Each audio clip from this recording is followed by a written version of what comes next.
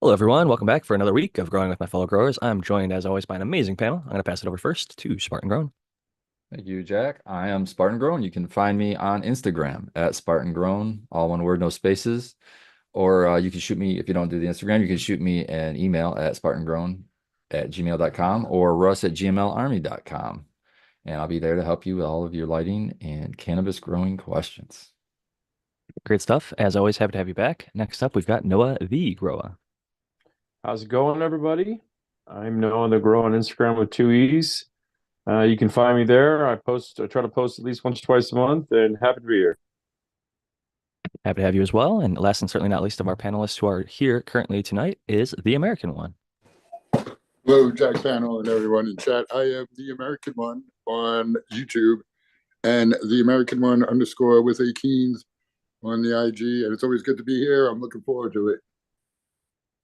Tonight, I thought we would change it up a little bit. I know this is a growing show, but part of growing it involves harvesting and then taking that harvest and turning it into something. So tonight, I thought we'd do a little bit of a focus on something we haven't talked about for quite a while, which is making concentrates such as hash, RSO, and other post-production products that are possible. And I'll kick it over first to Spartan Grown because I know he's one here who makes lots of different things. But maybe you could tell us a little bit about what you do. There's some RSO. Maybe you could tell us about, or no, maybe that was a concentrate. Actually, it looks like a dab on a hot knife, or I thought it was a little needle or Honestly, something coming up. yeah. Yeah, that was some live rosin, which was one of the things that we do at the Trichome Forge. So we harvest fresh. Well, obviously everyone harvests fresh, but we freeze it right away. We don't even let it dry. Some people do days, couple days dry. We don't do any day dry. We fresh harvest right into the freezer bags and into the freezer.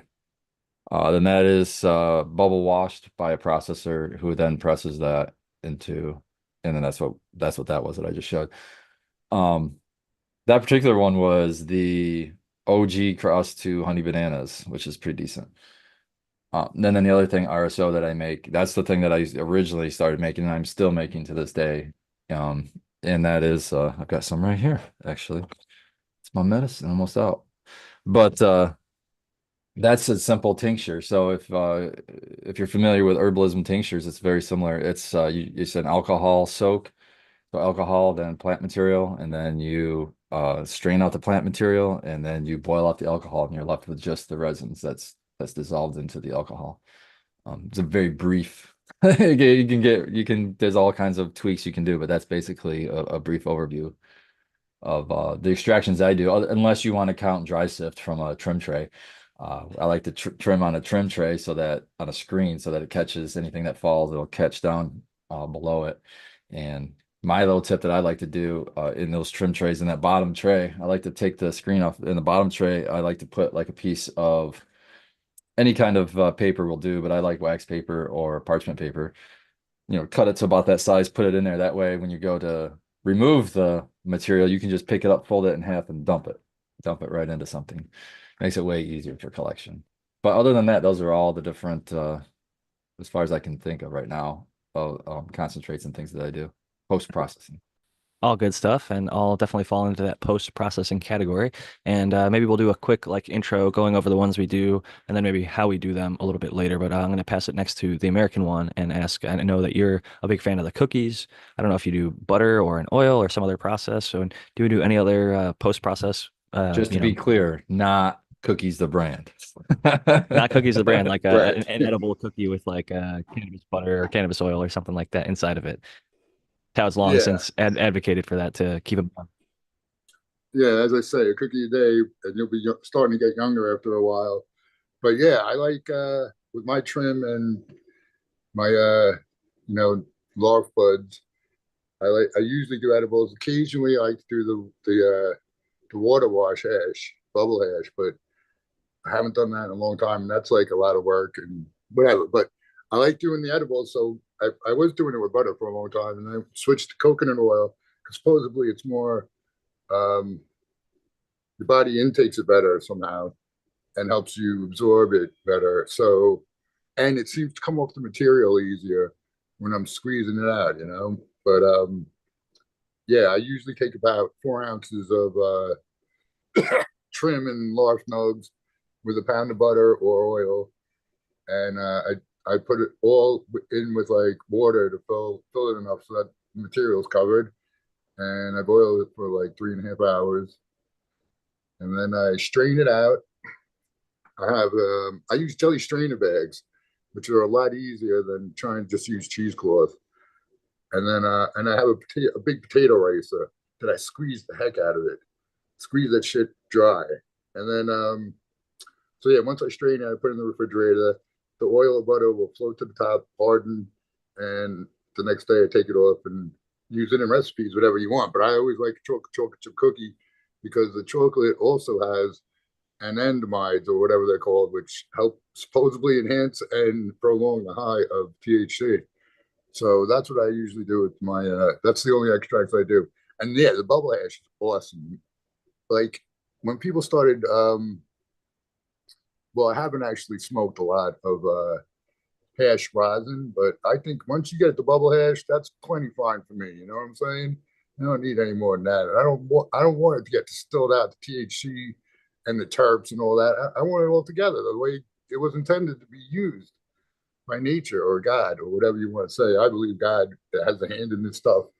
And yeah, so that's my takes on the extract.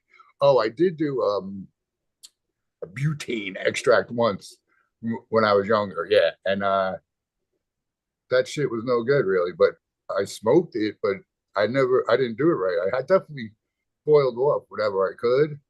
So like, but there was definitely some residual in there because when I smoked it, I got a headache. And yeah, so that was that. And yeah, that's about it. I think solventless is, well, no, I take it all back. If you do it right, any kind of extract could be good and beneficial. So there you go. All right, I'll shut up now. Good feedback for sure. I like a lot of the things that you mentioned for sure. And I do like in the chocolate front, doing a brownie, just classic old school pot brownie. My wife will do a cannabis coconut oil infusion or MCT oil, depending on what we have on hand. I think they might even be the same thing in certain circumstances, but yeah, just infuse that and then use that to infuse the brownies, and it covers the flavor. I'm not like a huge coconut fan. I don't hate it, but I don't love it, and I can't really taste it in the brownie at all, and it definitely gets you real medicated. Homemade fucking pot brownies, some of the best experiences I've had in my life, better than most commercial edibles and most commercial available products out there. I'm curious, Noah the grower, do you have any post-processing things that you like to do with your cannabis after harvest? Of course. A lot of the stuff that was already said, but um, Tal, what would you say you used instead of a cheesecloth? Jelly They're strainer bag? called jelly strainer bags. And you get them Jelly on, strainer bags. yeah, Okay, you I'll get have them on to. Amazon. Oh, and I also used at one point an old bubble bag. You know, I had the whole thing, not just the bottom. So you could use that too. But yeah, they actually have. They're called jelly strainer bags, and that's the purpose is to strain the jelly so you don't get the seeds in it. I suppose because it's like a bubble bag. But yeah, go on, Noah. Interesting. Yeah. So I use a cheesecloth, and but my process I do a little bit different. Before that, the first thing I do is I personally take every branch and strip off everything that doesn't have any THC off of it, and then if I'm having somebody help me trim, I always do that process myself because I'm pretty good at identifying it because I've been doing it for so long. But then so that way nothing gets into the trim thing except for like sugar leaf. And sometimes if like you have like, even like a water leaf, but it has like, resin rails up it pretty good. I'm pretty good at just like saving that resin rail part, you know what I mean? The old school American native way. I try to use every part of the animal, try to use every part of the plant. And then I use that and then I'll make that into edibles. I use coconut oil, I use a cheesecloth, and it's kind of what I have is degraded. I'm already looking on Amazon for these jelly things. My wife's looking for me. I'm going to use that. But and then I use sunflower lecithin. Supposedly, sunflower lecithin scientifically helps it absorb into the fat of the coconut oil, so it makes it a little bit more potent. And yeah, just like Jack said, I've had some some very great experiences with homemade edibles, way higher. I mean, dude, some of the edibles have got to be an insane levels. Because you know how it goes. There's no really way to. I mean, I don't know any way to measure how much THC is in it. So I just, it's funny when you give one to somebody and they're like, "Oh, is it strong?" And you know, like one of my buddies will be like, "No, no, it's fine." And the next day he calls me, he's like, "I can't believe you told me it wasn't that strong." So just joking around with a good buddy of mine. But yeah, there's different things you can do. Obviously, you can make BHO. I wouldn't recommend just letting it run off like that. If you're going to do something like that, I would probably try and get a tool and whip it to get as much of that solvent out, the butane out. If you know what I mean. Allegedly, if I was ever to try it, but other than that, you'd want to use some type of an oven or a vacuum pump if you're going to do it correctly with any type of a butane extraction method. But then obviously there's other ways you can do it too, solventless ways. You can get resin presses. There's a lot of stuff you can do with it. But that trim, you know what I mean? Like it makes really good oil or whatever you want, butter. You can do a lot of different things with it. So the trim is where I recommend people making sure that there's no water leaf and no garbage in there because that's going to make whatever you're going to do with it more potent and better. I'm totally with that. And I think being a home grower, our trim is even more potent than like a lot of not so well done commercial indoor outdoor greenhouse grows where their stuff has barely any frost on the bud, let alone the sugar leaf or trim. And I definitely have made some amazing bubble hash with just trim, like not even the frosty leaf, like fucking every leaf that I pulled off of the plant, like before the last week of flower, even if it didn't look. If you take a little jeweler's loop. I've got one right here, actually. I think there's like a 65. And you just look at those not frosty leaves, there's resin all over them. They might not be as big or as beautiful or as plentiful, but it is covered in resin. And to the naked eye, you will not see it. But even when they're in veg, they've got resin covering. Like Bubble Man's got great Zoom photos, Zoom gardens. Tons of these people have incredible, like right up there, you can see the trichome, the different head types, the double heads, the triple heads, the things, different colors and things busting out of them. But when it comes to making hash, I think you can keep it real simple, like Spartan was talking. Just do the trim bin or trim tray. I think it's 150 micron screen. You can probably sub them out for like 100, 120. I think there's a couple different options. They're beautiful just the way they come. You don't even have to change it, man. They're I would keep it expensive. at Oh, 150. I mean, it took me a long time in my growing career before I bought a trim tray, and they were out for a good amount of time. Me too. And I saw that I was price just go up. like, It I was like can't. I was like, that 25, price, 35, man, I 45. can't. I can't. What And do then they I cost worked at now? a Like commercial 70 bucks? facility, and they wanted to replace them after a while. I was like, I'll take those old ones. I'll clean the fuck out of them. I don't care. And that's how I got my trim bins. I wonder what they even go for now, because like when I Back then, started, they were like fucking like 50 or 60 and then they at the just kept grocery going up. store. Yeah, it's crazy. I will say though, when you get it, you're like, ah, fuck. This is the thing Yeah, that I dude, I shouldn't have love put it. off. I shouldn't have put off this trim bin. I really like the trim bin because the ergonomics of it, how it sits in your lap and your hands fit into the trim tray out there, like the orange rectangular one. It works. It works great, right? But the trim bin, like that specific brand, the ergonomics of it. I'm a fucking ergonomics person. That thing was literally made. I don't think that was To sit white there. labeled off of Yeah. a different industry. That was made for trimming cannabis, Yeah, and here's it my shows. empty jar of trim bin fucking hash because I love that shit. I've got some up in my Curador, and I love smoking on it. It is a strong, good smoke, even if you don't clean it up, just straight up by itself. That's what I'm saying, man. You can scoop it right out of there and put it on the top of It's your bowl. gold if you don't like beat the Oh, shit out of your plant. Like if you just gently like let the leaves bounce on there, and then do like you can even crush them a little bit, crush up the trim and leaf a little, just a little bit, run it over there, one or two 10-second bounce, and then give it a little tap, tap, tap, pull all that stuff off there, lift it up, and you're gonna see a fucking gold floor underneath that thing. And like Spartan said, put the parchment paper down, which will make it way easier to collect. And if you're going from one train to another, that also will just you can label it if you want to just fold it up in there. And some people even press it. If you're gonna press it, I would suggest doing a static tech to separate the basically dirtier stuff from the clean heads. You can get like 99.99% pure clean dry sift just by using like the paint roller tech. Just look that up. It's you can take a paint roller, cover it in parchment, and like get it, rub it up and down on your leg, get it real staticky, and then you run it over the material, and then it basically sticks to all of the crap, and then you brush it off with a paintbrush, and the stuff that's left behind is usually the heavier resin heads and things like that. And if it does pull the resin on there, you can brush the resin onto one side, and then you can start to see like the particulate is usually like black or gray or brown, where the resin is like gold or white. And so very interesting technique, and it can be done pretty quickly. God bless the hash makers out there, because it's something I've done a few times, like a few times. I count it on one hand because I disliked it that much. Oh, it's such a labor of love. It's so much Yeah. elbow grease. That's why I just do dry sift now. It takes hours and hours and hours, and like literal like not back breaking, but back aching labor where you're like lifting up. Even the 5 gallon sets, which are like fairly home grow setup, 5 gallon of water. Like carry two of them to the grocery store every week to fill up just to drink. But lugging those things, like it makes you realize like water is heavy as shit. One 5 gallon jug is like 50 pounds almost.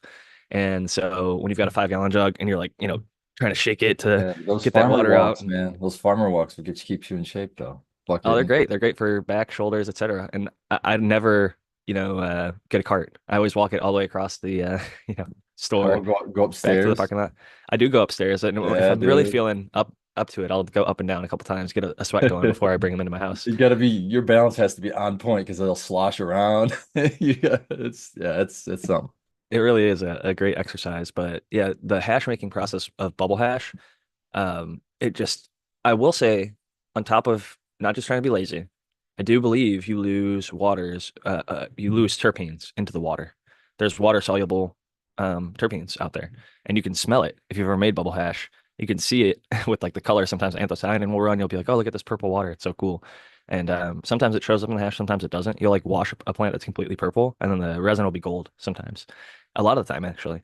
I think it's more rare to see like the actual purple resin come off the purple plant. They're more common nowadays than they were 5 or 10 years ago, but it is not always a guarantee. You could have like a dark black plant, and then you wash it, and it's like, wait, the resin's gold. It's seen from the same plant, and it is. But really interesting stuff. And dry sift, when you do clean it, if you want to take it that next step, you can press it with like a heated press, but you don't even need to take it to that level. Like if you have parchment on hand, you can fold it in half with like nickel dime or even like a little tiny bump size of that resin. Just rub it between your fingers like this and then pinch down for like 10 seconds and it will melt and make a little flag. Is what they call it in the heady hash world, I guess. And you stick that onto your dab tool and then boom, you got yourself a dab. And it is so clean. You can do it in a Puffco. It leaves nothing behind. Like it cleans up amazingly and tastes great. So that's what really discouraged me from making bubble hash. Although I will say, I think that if you take it to the next level, which would be decarboxylating it by using a Frenchy cannoli style method, where you take like hot water, put it into a wine or water glass bottle, you roll it over in a turkey bag, food safe, food friendly, whatever, and you take it from that gold to like a dark brown or almost black by heating it up, decarboxylating it, making it into a congealed resin instead of 1,000 little. You can literally hear if you smoke really good dry sift, the individual resin heads popping if you have like a hemp wick. When I light the bowl, when I'm using that, like even when I don't clean it up, if I use it as a bowl topper, I'll hear it like sizzling, popping, and cracking because the resin is literally like exploding. Like those resin heads are so well preserved that when it gets hit by that heat, there's some of those terpenes and things are busting out of them. And yeah, it's a really interesting phenomenon. But when you make a Frenchy cannoli style hash, that doesn't happen. It bubbles, it melts, but it won't have that kind of sizzling and popping. And the other thing is, I do think it is a stronger high. You sacrifice flavor for high, I would say, when you go to a temple ball. It's kind of an acquired taste. It's almost like a darker roasted coffee, where maybe it's going to be more for the connoisseur who's been drinking coffee their whole life and doesn't mind the really heavy coffee taste. And that said, there's some temple balls that taste really good. I just don't think it's going to taste as good as like fresh frozen live rosin or BHO. So if we're going flavor for flavor, I'm not going to pick the Temple Ball. But if I'm going No. effect for effect, Temple Ball is the top of my mountain. I have not found a better high other than maybe RSO. Those are like my two Yeah, highest peaks of like cannabis experience I would agree or with you. potency. The highest high for me, if I can only pick one and not mix them together, because that's my favorite. But yeah, I would say RSO, or I would just say edible. I guess that encompasses RSO. So I'd say edible for high, and then I would absolutely agree with the best flavor I've ever experienced is their live resin or live rosin. BHO or rosin, either one, live is the closest I've tasted in my mouth of what I smelled when I was harvesting that plant, hands down. I think that's a very true statement, even more so than like flour early into harvest, dried and cured as well as you can. Even flour that I've tried that was what they call it, cryo cured. It powdered up. It still was terpy, but the dryness of it, I think, almost harshened it and it covered up. And I think I will, as much as I advocate for like all the other stuff that's in flour that I think has benefit from like the lipids, the fats, and stuff that we might not even consider potentially beneficial. I think there's subtle things in there that kind of anyway. Um, I do want to throw in uh really high quality dry sift with the live to amend what I just said with the live resin live. Also really high quality dry sift too in there. So like 6 star fucking full melt, something like that.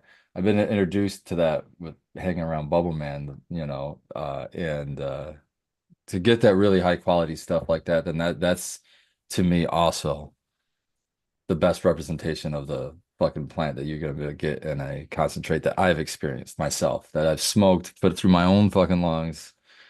But I think that edges a little bit more towards the like you were explaining with the temple ball, because it can still be very flavorful.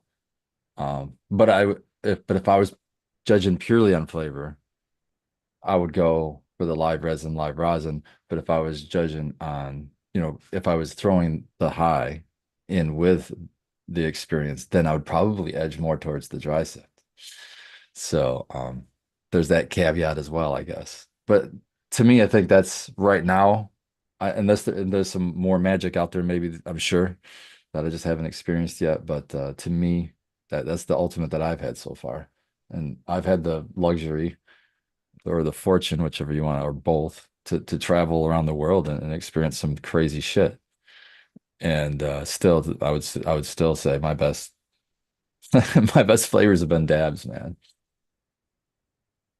I'd agree with that. I will shout out like for Growley, I haven't tried his stuff, but BHO artists, I think they bring out the best representation of terpinolene, limonene, um, citrus generally strains. I think come through best in BHO, like I agree with you. And that's great to lemon, have though, because lime, those same strains, when you try to put them through rosin, they usually are lower return. So you and they have just that don't option. smell and taste as pure. Like you're talking about Yeah. smelling like the plant, like my Slimer, when you can, it wasn't Slimer, my Chernobyl, um, a little bit of it was made to BHO, and the fucking smell that came off of it was just outrageous. And it Oh just, man, you the make my mouth taste, water. the taste and smell, it's one of my, like, I like both Hated trimming sides of that. I things. hated trimming that plant, but fuck, did I love the smoke and the flavor. Oh, It is a incredible plant. And the flavor, though, like, I do think I haven't seen a dry sift. And I've definitely seen some really, really top, like you're talking 6 star.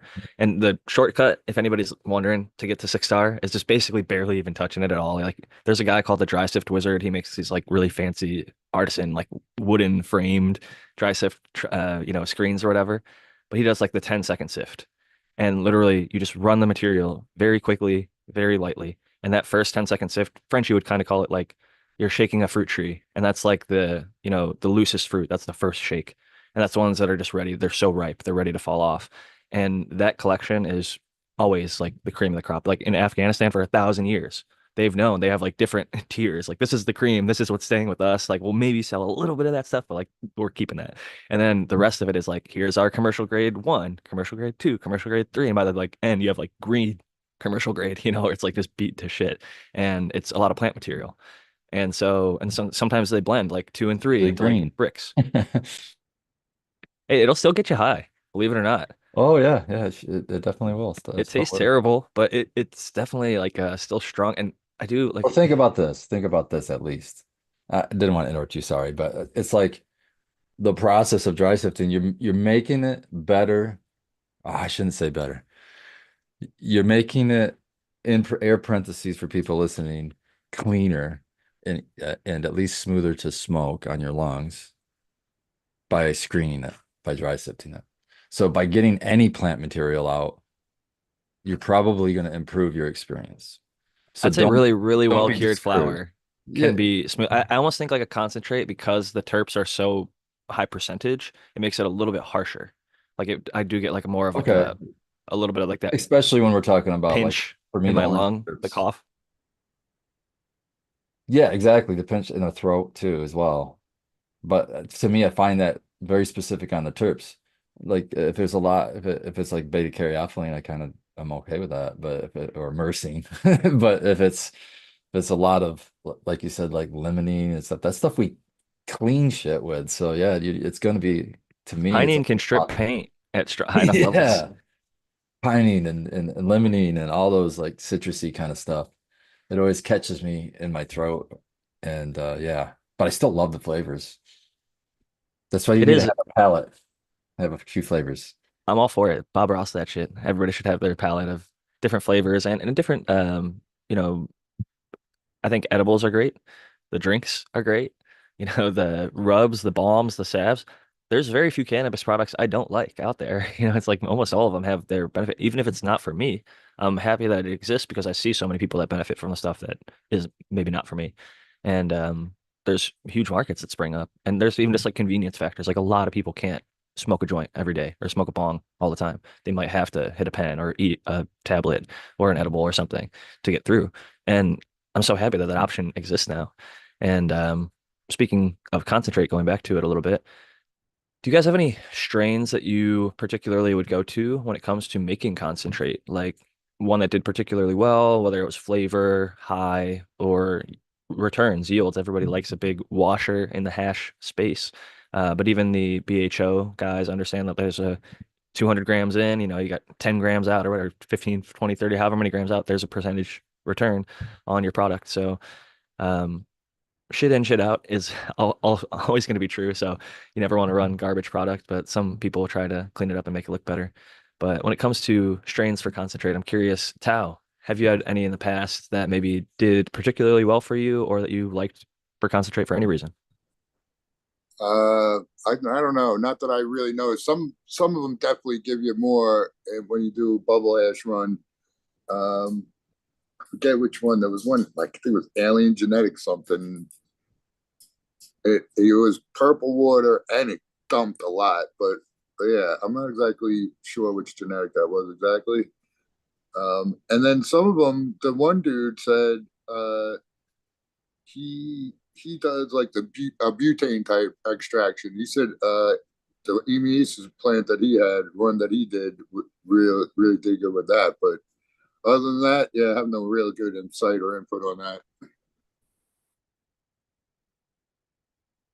All good. I was just curious if you had. I do like the Amy Aces generally, so it's good to hear that it does well in concentrate. Strong smell, good potency, and yielded very, very solid. So shout out to Tal and the Amy Aces, all the people out there growing. I've seen it. That's one of the most well received, I think, in our community for sure. And Tal is very generous with those seeds, so I'm glad it's out there and being grown and enjoyed. I'm curious to Noah the grower, any particular strains that stood out to you in making concentrate? No, not really. I grow first and foremost always for flower. I'm a big flower guy. So, I just take a lot of pride in the THC content and the terpenes of the flower. So whatever trim I get off of it is that's just what I get. So, like I said, I'm a big flower guy, and that's what I grow for. And then everything else is just, like I said, to be use every part of the plant I can. And you're obviously gonna get some that yield more and some that are gonna yield less, but that's not what I'm focusing on. I'm always focusing on it from a flower perspective. I'm actually in the same boat. The concentrate is sort of a side benefit or an extra trying to make use as much of the plant as I can kind of thing. Because when I learned, like a lot of people, that were throwing out their leaves and trim and stuff like that, that it could be turned into concentrate. Not only that, but like really good, high quality concentrate that like not only like other people would like, but like I would myself enjoy. I was shocked.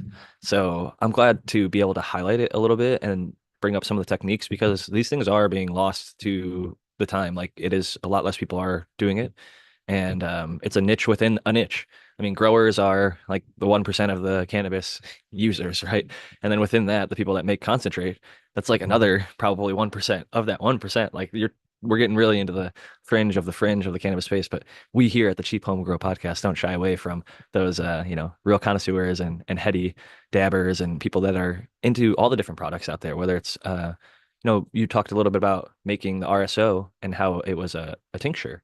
And a lot of people, Skillbo One really got me into this. It's just actually using tinctures like on your skin and body and things like that, simple tinctures. And then he would mix like frankincense and peppermint and other oils in there because cannabis isn't the only plant that has therapeutic healing oils. Pre 19, whatever, when the Rockefellers took over the education, a lot of people found there was tons and tons of medical benefits. All the stuff comes from fucking nature anyway, even to synthesize it to a pharmaceutical. So there's some like Tylenol is a tree bark and et cetera, et cetera. There's all these things trace their way back, even if it's synthetically provided now. It all is traced back to nature at some point. In most cases, there are some, I think, like LSD molecules and things that are synthetically derived in labs, and I'm sure they could probably even be found in nature. Like I know that a lot of stuff can be synthesized from like grasses or frogs or whatever the hell. But I'm getting a little off topic here, and I'm curious, going to Spartan Grown, if you have any strains that did particularly well when you were making concentrate. Yeah, we have I'd say a couple strains. I would say this is going to be a big shout out to Skunk House Farms, really. Triple Burger did really well. It checked all the boxes that you mentioned, so it yielded well, it grew well, it was easy to harvest, it yielded well, and it was well received. See, there's another caveat for us is we're able to go to these local events and be able to actually get some out to the public and get, you know, honestly, even if we don't get someone saying a review, it's do people which ones do people pick up? You know what I mean? That's enough to tell you which one's popular, and then that's your ego completely out of it. They're just which one is people, picking up every time and coming back for, hopefully. And so for us, it was that triple burger from Skunk House Farms. That was a good one. And then the next one was probably Spartan Puke, which in the cross is Donnie Burger. So people up here really like the burgers. So People uh, everywhere. Donny yeah, Burger is really popular. Han Solo, triple, double. I mean, literally the whole entire.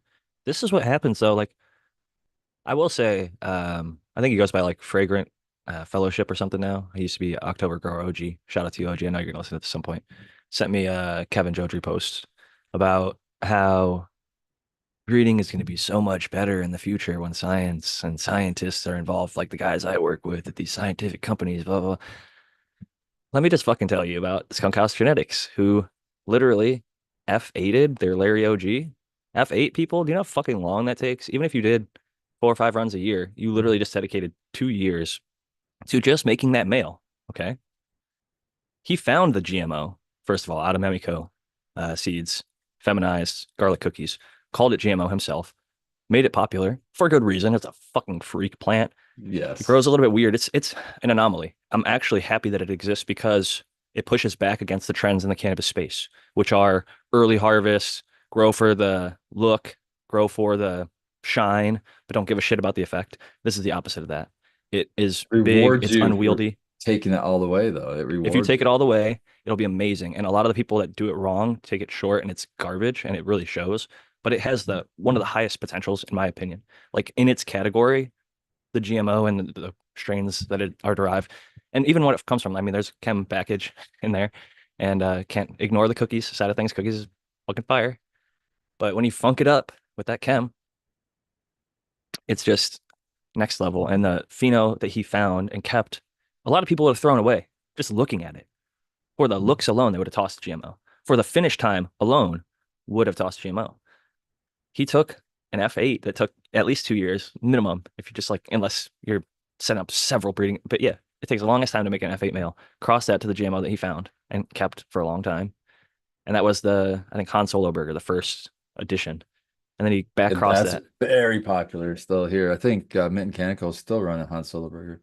I think. The- And the whole reason I brought up OG and like the Kevin Joder and the science and like I've turned a lot on my feelings about him. At the beginning, I was like, oh, he's a really cool guy, and he shared a lot of good information. I still feel a little bit that way if you watch some of his YouTube videos and take something from it. Don't hate me if you disagree with what I'm about to say next, which is be careful who you work with, be careful what you do, and you don't have to love everybody indefinitely.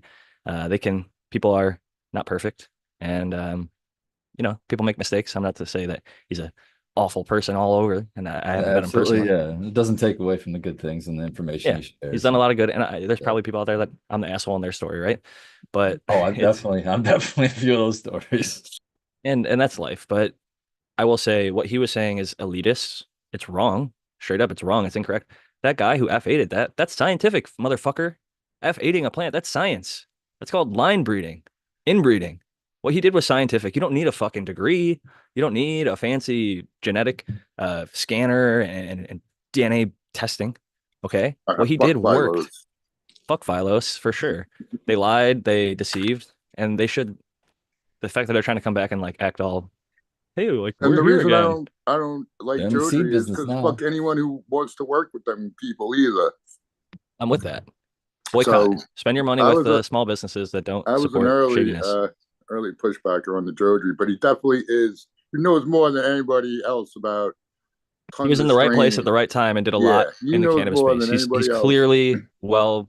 I will not discredit him at all, but I will say I don't like him at all too. So there's that. Yeah, Not everybody who's got I'm pretty experience much is a good what he person is. Yeah, in the space. I don't love everything about him. That's for Yeah. damn. The Phylos thing is one of my main gripes, to be honest with you. And then some of the stuff that he did in the commercial space. Oh, But the continued support of Phylos too. right. Yeah. He's gone through some health stuff, and I think it was more out of desperation and wanting, cash and notoriety. He thought it was going to be like the new, golden era. Like everybody's going to use this thing, and like I'm going to get on the ground floor of this, blah blah blah. And yeah, I know money gets involved, Well, and they fooled a lot of people. A lot of people well, bought into it, but yeah, he was a. those people are now like, fuck those guys. They spooled me. They don't just keep jumping on board. That's just And to our credit, a lot of us were skeptical. A lot of people sent in fake labeled cuts. A lot of people didn't send in cuts when asked. A lot of people were aware of exactly the type of shit that this could be, read the fine print, and I think that's enough breath wasted. Not wasted, but it's good to inform the people because a lot of people don't even know, and they are coming back in the space and trying to act like, hey, we're Mr. and Mrs. Friendly, and we're gonna come help you and make everything more scientific. But what he did is rare. Skunk Master Flex, Skunk House Genetics with the GMO. First of all, like that was a unicorn. He would like Josie Wales, like knew what he had was good, kept it and spread it around. So credit to him for that. But then he went on to like do amazing shit with like a pretty awesome Larry OG, which Larry OG is fire. I've been out here. It's one of the best OGs, and yeah, that's a good one. so no complaints there. So to put fire with fire, you're doing the right thing there. And he did it in probably one of the most genetically stable ways. And that's why every single one of the crosses that he puts out that are like related to those things, almost universally, I see 90 growers out of 95 are getting absolute fire. And like the other five, like maybe they're just getting started and don't have their feet underneath them yet. Or maybe they just didn't find whatever. But I'd say over 90% fire success rate. And like exactly what you're hoping to smell, see, taste, all of it, like across the board. And it's not like people just like wishful thinking. Like this stuff reeks. It's so strong. It's like almost problematically strong. Make sure you've got good carbon filters if you're going to grow Donny Burger or any of the burger phenotypes or GMOs because they will stink your house up. And, it is I in a went, good way. I went over to the Trichome Forge and we harvested some, I don't know what I call him a GMO because everything he's got is a GMO cross. So whatever it was something like that. And on the way home, I'd forgotten about it. I get so used to it. I'm nose blind to this stuff. And on the way home, I was like, oh, I'm gonna swing into the grocery store, the local corner grocery store, the little one, and go, go in there, grab. There was only like one or two things. It didn't even have a cart. We'll go through the checkout, all the checkout people. It's late at night. There's nobody, really in the store. So I just go to the first one and I'm checking out. And after, as I'm paying, the cashier says to me, oh, and I really like your smell today. And I was like, yeah. And I was like, oh, yeah, I was helping harvest it. I didn't even think about that. I said, I just come in here and just blow these places out, I guess. And I said, and she started laughing at me. She goes, I really like it. And I'm like, well, thanks for letting me know because I don't even smell it anymore. And then I went my ass straight home. Spartan. I'm at the post office, and the chick's like, "Oh, you smell good today." I'm like, "Oh, thanks." I go, "I don't know. I didn't put any. I just put my regular deodorant on. It's not like I put cologne on." And I walk out thinking none of it. And then when I went back, she's like, "Yo, I wasn't talking about you smell good like cologne." She's like, "I you smell good." I was like, "Oh, okay." That's always a fun thing when it comes to growing. Like I can tell you guys, I'll tell you a horror story. Got you guys a horror story offline, but I'll tell you a couple that I could tell you about. Like I have I have to have all my clothes in a separate area of my house, or it will absorb in all my like wife's clothes and my daughter's clothes. And so like that literally like they'll be getting like second looks at work and stuff. And oh yeah, I don't even care anymore. You know what I mean? Like people always look at me like that, and but you know what I mean? I don't even care. But yeah, it is funny how that kind of goes. That's kind of goes with the territory, I think, when you grow up. Yeah, I just forget sometimes. It's like, oh shit. That used to get people busted because their kids would go to school and then the teachers would be like, "You smell like weed," and like they're in like kindergarten, so obviously they're not smoking it. And it's like they're just confused more than anything because it's like literally like head to toe, like socks, pants, shirt, like everything just stinks of bud, and like the kid doesn't even know any better because it's just around. And I don't really see a problem in it. I think any of the secondhand sort of smell are just the same as like an essential oil, right? That you would have like on a diffuser in the corner of the room with like lavender or pine or something, just to put you into like a certain mood. You're not getting like the THC or CBD or any of the effects of the cannabis by just smelling it or being around it. So I do think it is funny that I don't know if it was like a rap song or something, but somebody said "Kush is my cologne," and I've always loved that line. Was it like a Dr. Dre or some shit? But I can't remember who said it. Chat will I probably don't, tell us. I don't know, man. I'm one of those people that I'm annoyed if I'm like standing behind somebody or around somebody who's got like really strong perfume on. So I'm trying not to be that guy that's doing this, even though, I mean, I love the smell. Not everybody does, that's for sure. So I try to not go out into a bunch of public spaces like that if I know I'm re like after a harvest. That was just dumb. And it's just something I forgot about. But yeah, I try not to be too stinky when I go out in public if I can. I mean, I'm not trying to, and I know that it's legal and everything. It's just like I understand stinkiness, and if you feel like it's stinky, I don't want to be that guy. I'll say this, Spartan, you are in a sense a farmer.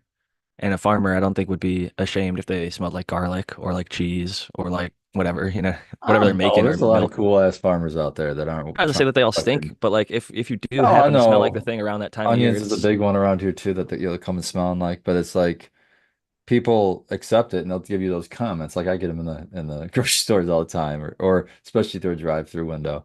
But I try to if there's an option like a drive-through window, I'll take that instead of just standing there. I'm not trying to like I am the guy that'll go up in fucking front of people at the fucking state capitol and fucking say, we need to change laws and we need to do this and be more accepting. But I'm not the guy to want to do that in a Meijer store, or at the local fucking gas station to four people. Whose mind are you going to change? You're just going to look like a fool. So, I'd rather just not be a nuisance and still I be a think cool it's person who smokes. You know what I mean? I think like people are gonna find fault in us for anything, right? Like there's gonna be some people out there that are offended by anything we do. Just you and I having a beard. There's usually men of an older age who that just pisses off. Oh, you need a clean shaven face, kitty boy, like you need to clean yourself up and whatever. It's like, I would love to have a conversation with somebody like that. I have not experienced that person yet, but well, I think maybe military in my family and stuff like that. But oh, military. Okay, okay. I have experience. I retract my statement. I have had military people tell me that, and I just like, okay. and trust me, it's nothing. I have nothing against them. I think it's funny because it's part of their job. And a lot of people that are just like professional. My dad's buddy owned, or he owns a business, and whenever he sees me with this, he just like can't even believe that I own a business and run my business and I have a beard. And it's like to him, he's like the suit wearing, buttoned up, very you know, whatever you want to describe that look as. And Conformist is that? Yo, he doesn't have a stockbroker with a nose ring and tattoo sleeves. Come on now, the world has changed, man. Wake up. I guess everybody's maybe in their own different places at different times, and people grow and accept things. Like farmers are a good example. I was watching, I think it's called like More Perfect Union or something like that, and they had this thing about how John Deere is like taking farmers for billions of dollars per year because the new tractors have all this technology that the farmers literally can't like buy the equipment to manage their own thing. They're like, no, you have to like rent it from us for, X amount of thousands or hundreds of dollars per hour. And they're like, all right, we'll do that. And they're like, all right, it's a 2 month wait. And then they're like, literally, crops will die. And they won't have, like, think about if somebody said to you, hey, your, ability to trim, like, we're going to take all your scissors for a month because they're digitally locked up, right? So even though you have harvest tomorrow, even though you're, really needing them, like we're not going to give you those trim scissors. And it's just like you're fucked. There's nothing you could do. I guess you could say like, yeah, in this case, obviously that's a hypothetical that's not realistic because you just go buy more scissors. But these are 100,000, 150,000, sometimes $1 million devices, machines, combines and tractors and things like that. And then you look at the ones from like 30 years ago, it's just like the old cars. You can look under the hood and fix everything yourself with like a Phillips or flathead screwdriver. It's a piece of metal that's like a pipe, and they can, fabricate the shit themselves, weld it themselves, fix it themselves when it breaks. They run and they still run. People buy these 1950s, 60s, 70s John Deere's because they kick ass. They still run and they still do farm work. They might not be the hottest, newest thing on the block, but like part of the cheap home grow is acknowledging and recognizing like this is a problem. And I think we need to fight back against the whole planned obsolescence and the idea of everything being interconnected, like having to pay for a service for every little thing that you have and subscription for every little thing that you have. And Oh, I hate subscriptions. I don't think I have any. I'm trying to think. some places don't even like let you buy a product. Like if you want like an Adobe product, you can't like back in the day you used to be able $50 or whatever, you just buy it and then you'd have it. But now it's like you spend 19.99 a month or a year or whatever. I'm not And kidding you. That makes me not buy products. I said I will go back to the Stone Age before I'm going to sign up to owe you something every month for. No, I just can't do that. I'll say shout out to Open Office software, just like Open Broadcast software, the streaming platform. Open Office provides like a Microsoft Word clone, Microsoft Excel clone, a Microsoft PD. What's the one where you do the presentations where you flip through PowerPoint? PowerPoint, yeah. They have a PowerPoint clone, and they probably have more shit cloned on there that I didn't even use. But look it up. Open Office, I think Apache was sometimes after it, but that shit is free. I used it all through college because exactly what we are talking about. These subscription fees, they're already taxing college kids for, oh, we're going to get you the 21st edition of the textbook, which is like two photos and like a line difference than the 20th edition. And then they They require the can kids make to have it. so they can make the one you bought obsolete. Exactly. So eventually you got to buy back in anyway. And you can't buy it from the kid who took it last semester because theirs was the 20th, Yes. but ours is the 21st or even the 22nd because like they'll just fucking keep it rolling. And so we got to look out for these are basically like scams in plain sight in a sense, but it's unfair, uncompetitive business practices, and they happen all around. And if we're aware of it, we can ask for and fight for things like right to repair, fix your own shit, be allowed to use it. Yeah, I just heard the story about the McFlurry, the ice cream things. So only like McDonald personnel could fix the ice cream things. That's why there's never no whatever it is. They Because I make never go to 25% McDonald's. of their profit off of fixing the damn machines, and only their So people could fix them. So so of they course they're not going to make it better because they would get so much money lost if yeah. they just fixed So them and made them work some forever. some McDonald's is like screw you. They had some other third party come in and fix it for them. They bypassed.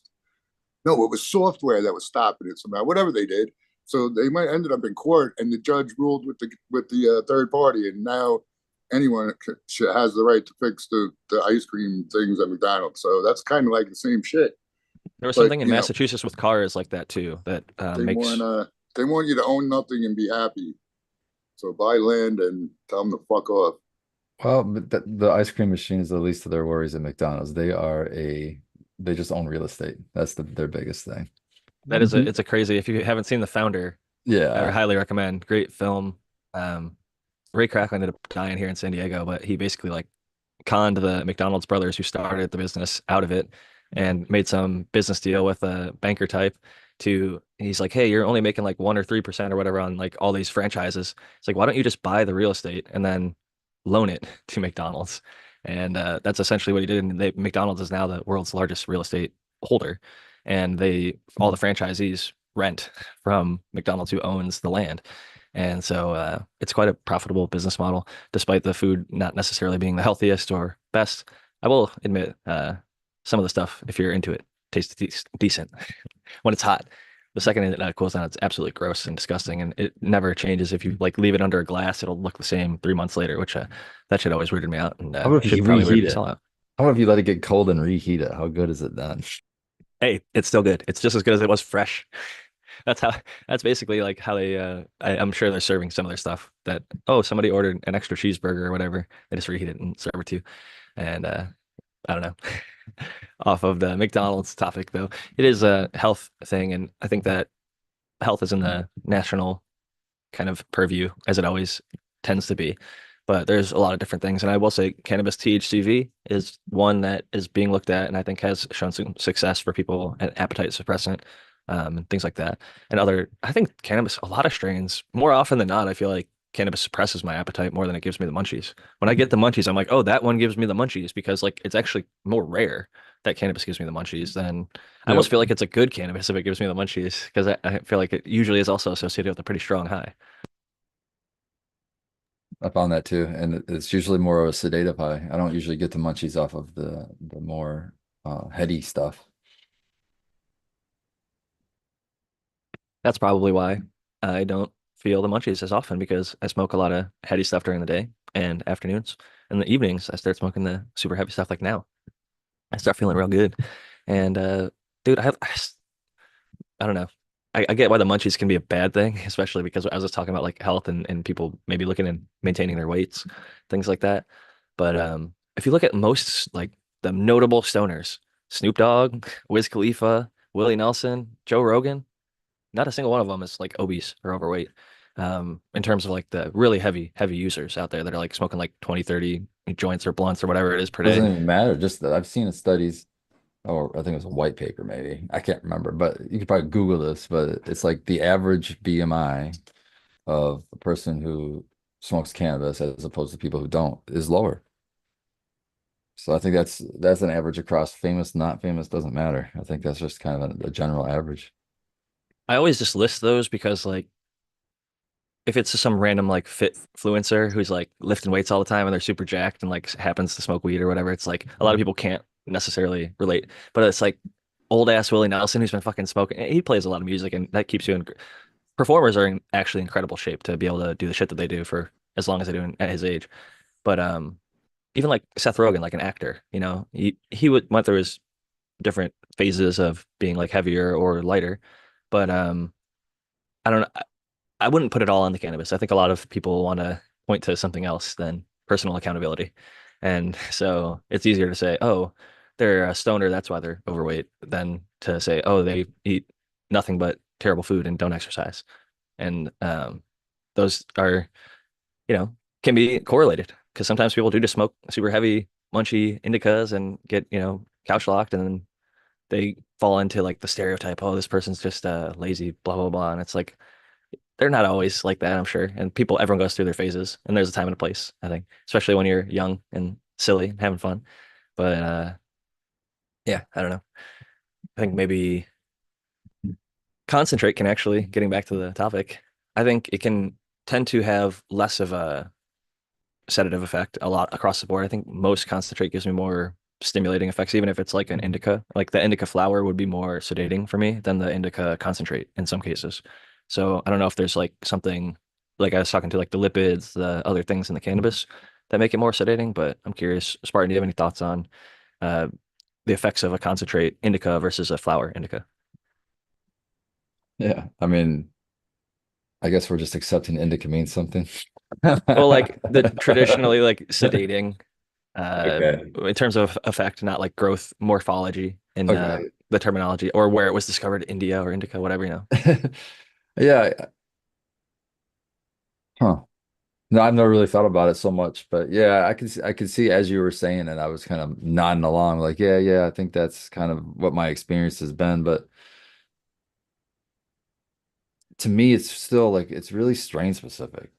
It's really just strain specific to it. Like that's one more attribute to the high, or you might have, does it give me munchies? Does it not give me munchies? But it could give me munchies independently of all of the other things. You know what I mean? So to me, it's still strain, strain. It's still strain specific.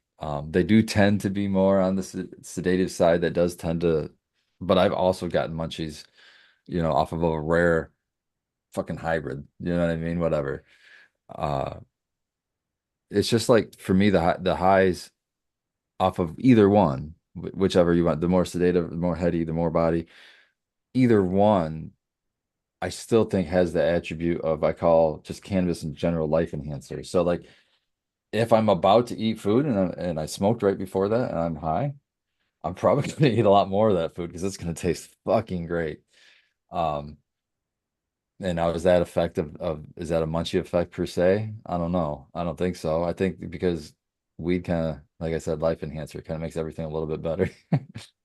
Um, and things that you normally bother me or whatever don't bother me as much, that comes down a few notches and it lets you tolerate it. And I think that general reduction of stress in your life just makes you more longer lived and more healthy.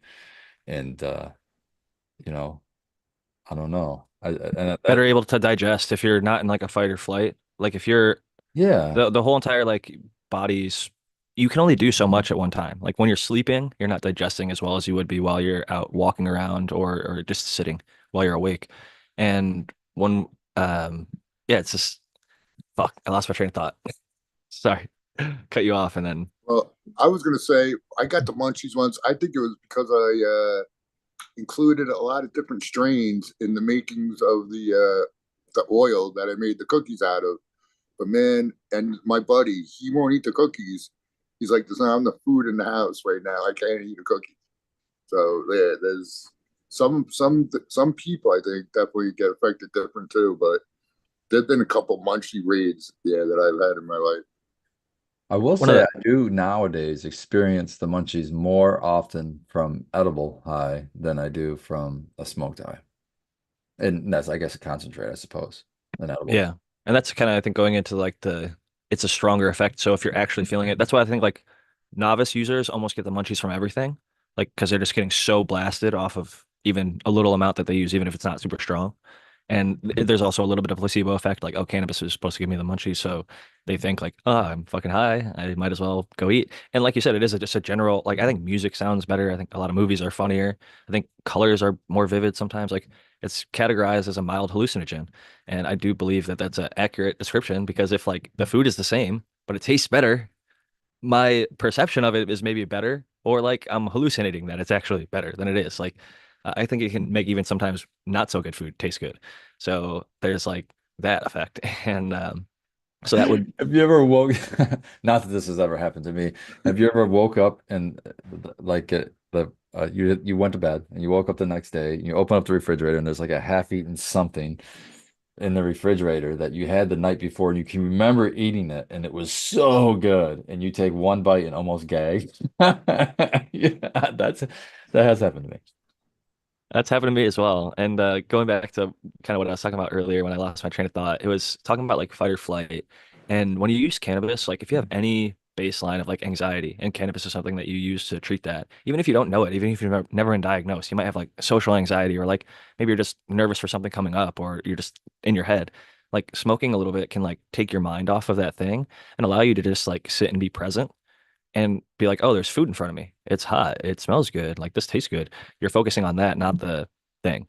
And allowing your body to just smell, taste, and enjoy the aspects of the meal and even like the environment around you helps you better digest than if you just like rush something in between work, like, do Yeah, whatever, and you're just like on to the next thing, or like eat right before bed. Like your body needs to have time to process these things, and allowing yourself to get into a better mental state with cannabis, I think will help you even get more nutrients absorbed in your gut because instead of it just like kind of being pushed through, like if you ever had like corn and it comes out like undigested, you're like, what the fuck's going on there?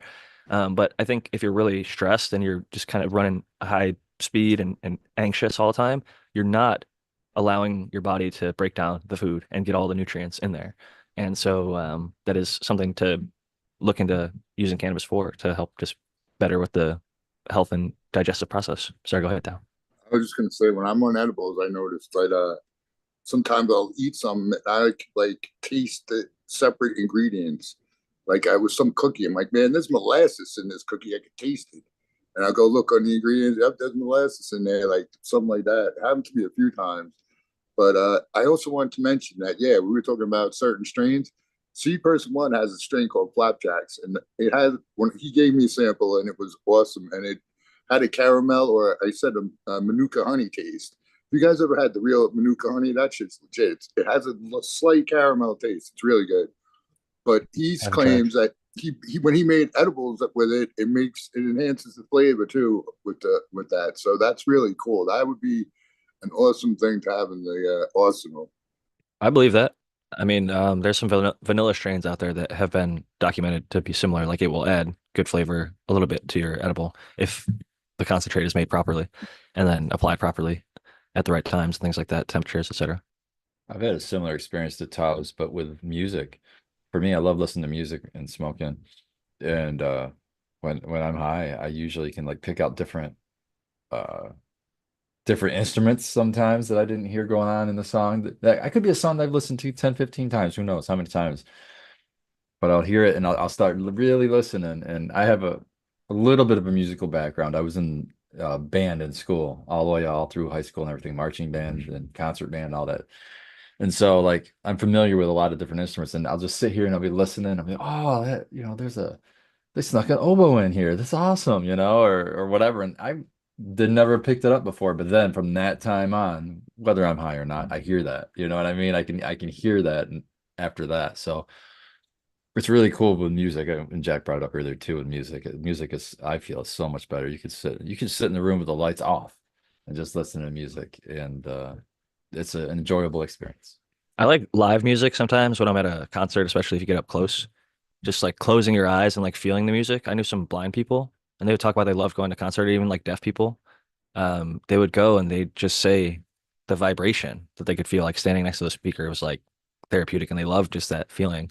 And the thing that I'll pick up a lot of the time, I listen to like a lot of hip hop rap sometimes, and they have these like ad libs where they like say little words or phrases or expressions underneath like their breath or like in between lines. Like Eminem famously had like a lot of really like inappropriate slash funny, stupid stuff like in between the lines and things like that, where he'd do Yeah, like pause an it and impression. then fucking just try to catch up with them. Yeah. He's real fast, so some of his stuff is really easy to miss, and then you pick it up, you're like, oh wow, like that's what he was saying. And like sometimes you mishear something for so long that you think they're saying one thing, and like I've even seen like posts like today I learned or something, TIL I think is the phrase on the interwebs, but it's like today I learned in this song he's saying this, and like I always thought he was saying one thing, and I was actually like in the crowd who was hearing it wrong, and then like ended up getting corrected. So it is interesting that we're I do think it makes us more perceptive. I think, like I've mentioned in the past, I was a better basketball player. Like when I played stoned, I was a much better shooter. I think the touch, things that involve just that really fine touch can really be enhanced by, I think it gets you into a flow state potentially. If you have a good relationship with cannabis, some people will get straight into a panic attack, right? They're not going to be in flow state if they're panic attacking on their way to a The thing is hospital the thinking they're having a opposite. heart attack. Yeah. The thing is the advantage is it actually slows it down. It's like it slows it down and it keeps you calm. At least in my experience. It helps you not get so amped up. It helps me not get so nervous about the game or whatever. And then I could just like, oh, just relax and do the damn thing. And that's what cannabis did for me on the field. I played football, played a little bit of basketball, and a lot of baseball. Yeah, I think in basketball, my big problem was I was always there was a quote they'd say like you miss 100% of the shots you don't take. And I would not take a lot of shots because I was afraid to miss. And if you're afraid to miss, you're not going to shoot and you're not going to score. I was more of a pump fake, dribble around them, pass it to somebody else, or do whatever I had to do to facilitate. But I would score like 2 or 4 points a game, and then like one game, I just got real high with my buddy Chris, hit a little joint roller, and we had so little weed, it was like a toothpick joint. But between the two of us, like it was like school day, right? we were sober all of it the whole day. And then he rolled up this little what we called a pinner joint. And man, that thing got us fucking so lit. And I scored like 22 or 20 something points that game. But that was like 10 times my normal average. So, and I just think that I was anxious on the court, not as much like generally like other times, but like when you've got a huge crowd, people fucking screaming, and when you miss a shot, you literally will get booed. Like you get air ball, people say Yeah. air ball. It's And they're fucking right there. embarrassing. They're like You're they're publicly close. shamed. It's rough being on the receiving end. And there was times even when I didn't use cannabis, like before I started smoking, that like there, if you get really into a sport, like that flow state does happen just naturally sometimes. Like I remember we had a rivalry game and I had to make like free throws at the end of the game, and like if I made one, it would have tied, and if I made both, we'd win. And people were so loud, and I heard it like when the ref was like bouncing the ball and he handed like bounced it to me. But as soon as I got it, it was like I was just like at practice shooting by myself, fucking silent. Didn't see, I didn't even see like the people on the lines, like right in front of me. There's like 5 or 6 people like right in front of you. Didn't even see them. Just me, the ball, and the hoop.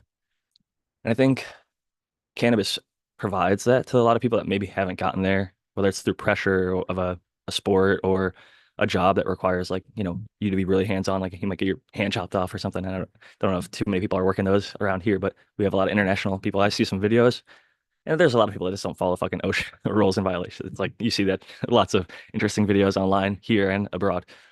But being present is a special thing, I think, and living in the moment and really like truly finding like Zen or peace or flow or whatever the fuck you want to call it. And cannabis gets me to that state a lot of the time. And I think it provides that to people sometimes without them even like realizing it. They'll like smoke a few joints and then like walk outside and look at the moon and just be like, holy fuck. Like I'm small, I'm insignificant in the universe or whatever. Like it doesn't need to be like anything more crazy. It can be humbling and nature generally. Like I love getting out in nature and realizing like, wow, I'm never gonna see all of this, even if I hike for hours and hours and hours. This is an endless forest, essentially. And I could come here every single day and never see all of it. And that's I think a beautiful thing. A lot of people maybe aren't as curious or as much into the exploring, but even if you go to the same spot every day, it looks a little bit different every day. The sunsets, the sunrises, the animals, and things like that. Nature is fantastic. Just driving down the highway, I'll look at a random little stretch of, there's lots of stretches in Michigan of like woods or like a little pond area. And I just think, man, what happens there every day? What so much cool shit that no human even experiences probably. Right? Some of these animals never see humans out in the deep woods. They look at you like, what the fuck is that thing? Like, you're not from here. Should I be afraid of you? Should I attack you? Like, you really, if you get far enough in nature, in the ocean or in the woods, you are no longer the top of the food chain. Like, unless you're armed, like, fucking mountain lion can kill your ass. Like, it's not common, but they do it. Even if you are armed, a mountain lion can kill your ass because they Oh get yeah, you before you even know they're there, and then yeah. you're Sneak up. back. Bears, fucking a deer could fuck you up. You know, Don't get me laughing. I've seen too many videos of deer fucking up people, and it's hilarious to me. generally they don't get too hurt. Like I haven't heard a ton of people getting killed by deer, but it does happen. And they're fucking big, strong animals. So like the fact that a mountain lion can take one of them out, they easily take us out. We're way smaller, way slower, way weaker. So it's just like it's very humbling to get out there and hear something running through the bushes and be like, oh man. uh, you know, it's interesting for sure. And yeah, speaking of nature, fucking growing some fucking nature, getting it growing in your house, getting it growing outdoors. I was out in the deep nature and it had me thinking a little bit about T- Tao being out there and doing his guerrilla grows. And I'm curious if you ever made that stuff into concentrate, because I feel like maybe if it wasn't the best looking or best flower, you could turn it to concentrate. Was that a go-to, or did you try to get as much flower as you could out of it? I did mostly flour out of it, but I had a bunch of trim and stuff left from that, and it was kind of old, but I didn't know about the process of making the butter the best way with the water and the butter and the product in the same container, boiling for 3.5 hours. I did it stupid a couple times, and I was like, "Oh, this sucks." But once I learned that and made it, I had a ton. So the first batch I made, that was like one of the highest times I've been.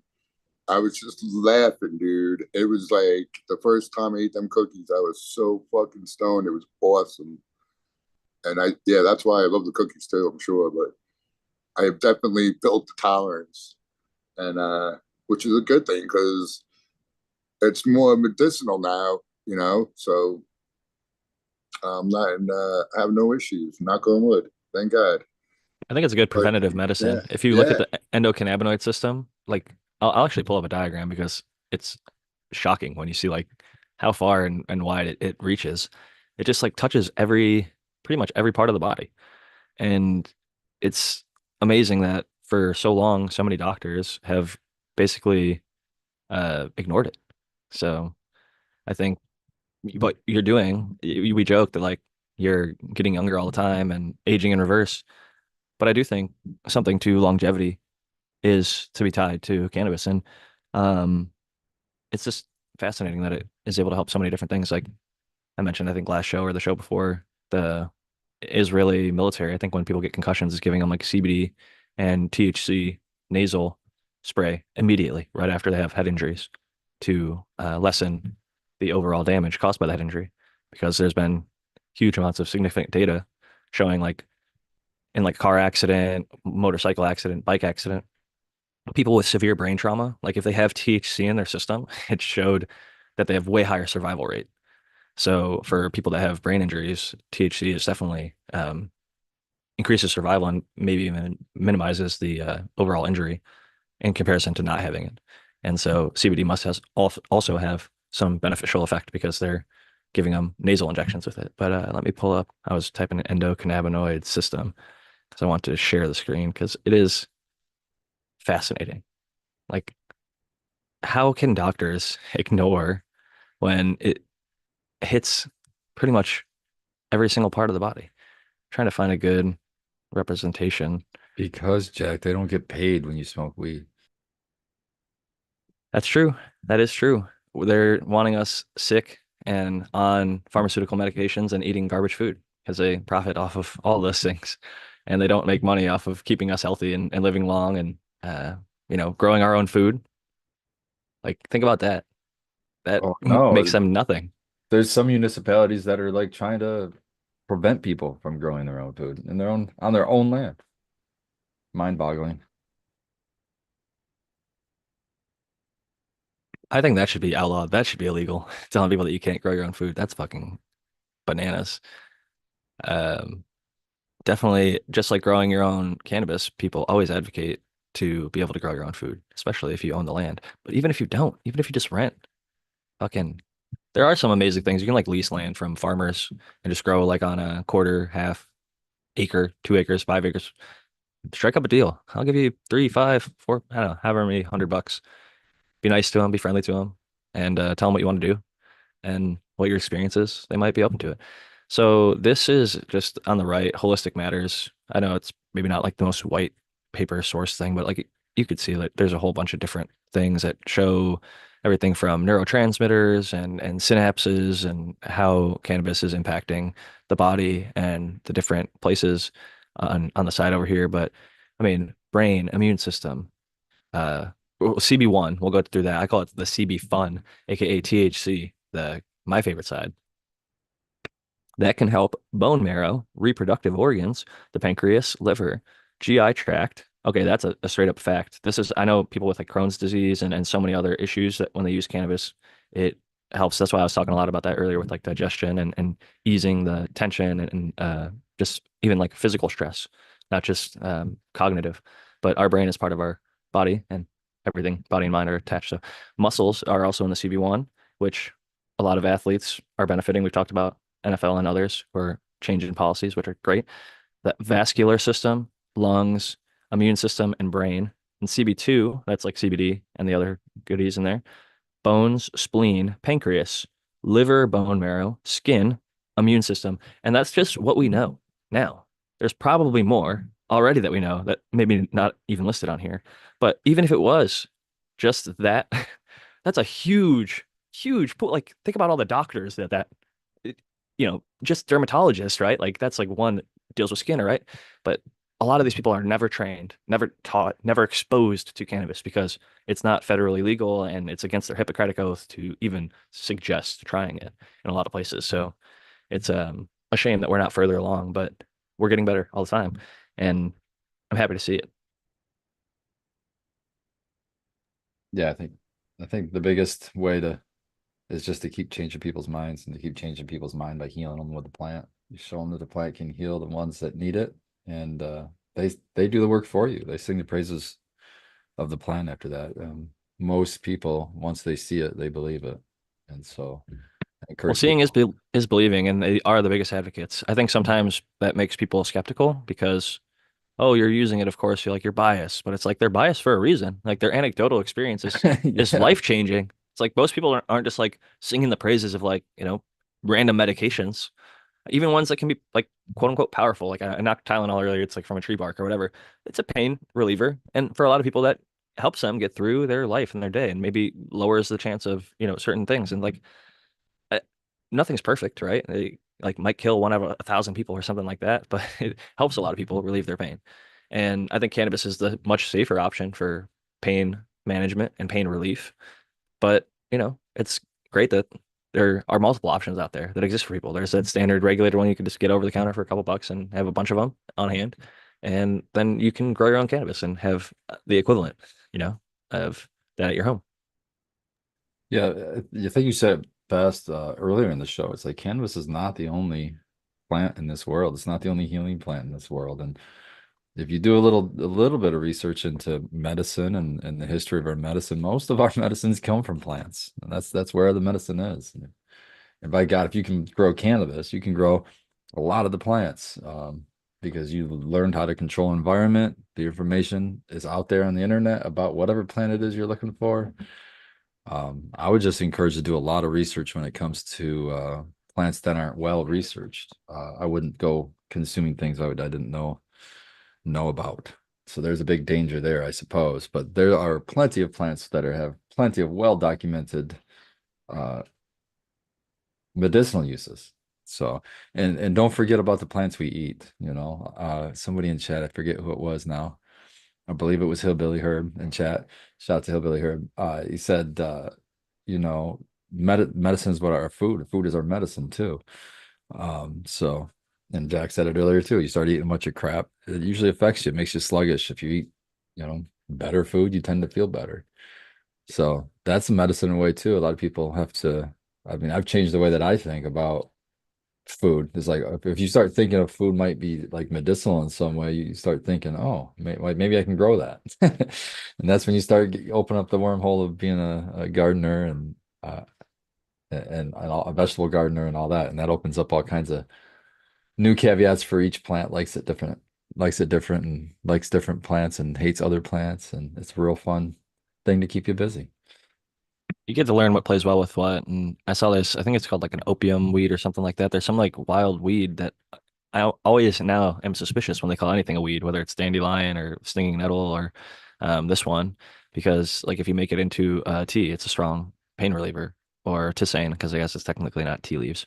But yeah, it's interesting that there are all these things that are like taught to you as they're weeds. You should pull them, get rid of them, destroy them. But like meanwhile, they're teaching people to grow big, giant green lawns, spend a bunch of water to grow this grass that they're not eating. Not that it can't be eaten, you can have a cattle eat grass or whatever, and there's other animals that eat it. You growing bugs and insects and random shit in there, but it's not anything that you and your family are consuming.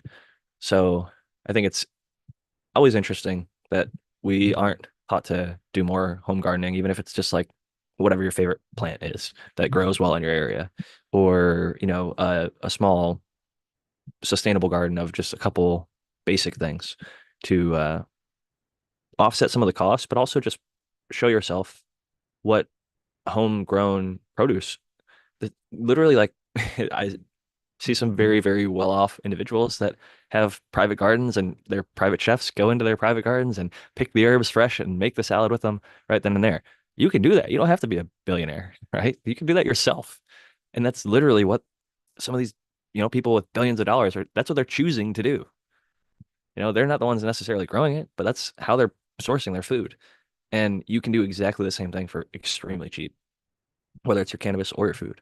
So it's I think on us to continue to push people in. And even within that, like speaking of concentrates, homegrown tomatoes can make great salsa, can make great pasta sauces, can make, lots of different things. They can be used in different recipes and things like that. So you can freeze, you can can, you can do lots of different things to preserve your harvest so that they go a longer way and store them to, last through some of those hard when shit starts getting expensive, when there's shortages, when, prices go up because gas or whatever reason. Uh, it's just such a simple way to offset some of the stress that everyone's feeling. We're all feeling it. I don't even have to ask. I know we're all feeling it. Everybody's cost has gone up for food, gas, etc. So when you can offset it really simply with stuff that you already have in most cases, like I have to give a big shout out to, and Spartan Grown is the reason this happened partially because he asked for my address, but Resurrection Prophet, good man out there. He heard that I was a fan of the M3 soil and that I've been using the same stuff for a couple years, and I kind of got it out of balance. And my last couple runs were on me, not on them. It's like 3 or 4 year old soil, and I've just been throwing random shit in there, never testing it at all, just totally freeballing it in an earth box. And when I had fresh M3 and I'd transplant in there with it, it'd be pretty good for the most part. But I've been running out of the fresh M3 and just re-amending the M3. So that over years and years, like I have no fresh M3 for like the last 2+ years. And so he hooked me up with a nice big bag of M3 with the something I haven't tried, which is the Papa's Perfect Poo, which I believe is a fossilized seabird guano, which I actually think is good shit. I like the joke. I'm like, I love it when my listeners send me that good shit. And it is good shit. There's literally been wars fought over that shit. There's islands and stuff that have bat and seabird guanos, and it is a excellent fertilizer. And going back to like the growing food, like there are still places that people are starving. Like fuck you guys, North Korea, Korea, fucking starving your people. That shit's fucked up. I don't even have to feel a little bit bad about that. That's just like everybody can agree. Like, yeah, that's fucked up. We shouldn't have that in 2024, but here we are. And yeah, even with modern science and the invention. But um, I love that, when you do grow your own food, going back to the whole concentrate, like it's there's so many products that you can learn about when you get into any of these things. You can make roses into essential oil. You can make all these plants into like rose water is real that like people love that shit. Like it's a thing. Like if you get into any of these communities, there's like the guy or girl who does that thing and they're like the expert on it. And you can learn from that person a lot of the time. They're like thrilled to tell anybody and everybody about it, just like we are about this. Well, there's 10 times, 100 times more people online talking about, if you look, about the herbs. People love sharing that information. Different herbalists online on YouTube, all over the internet. Rose Herbalism is hips. fascinating. Rose hips is another one you can get from a rose.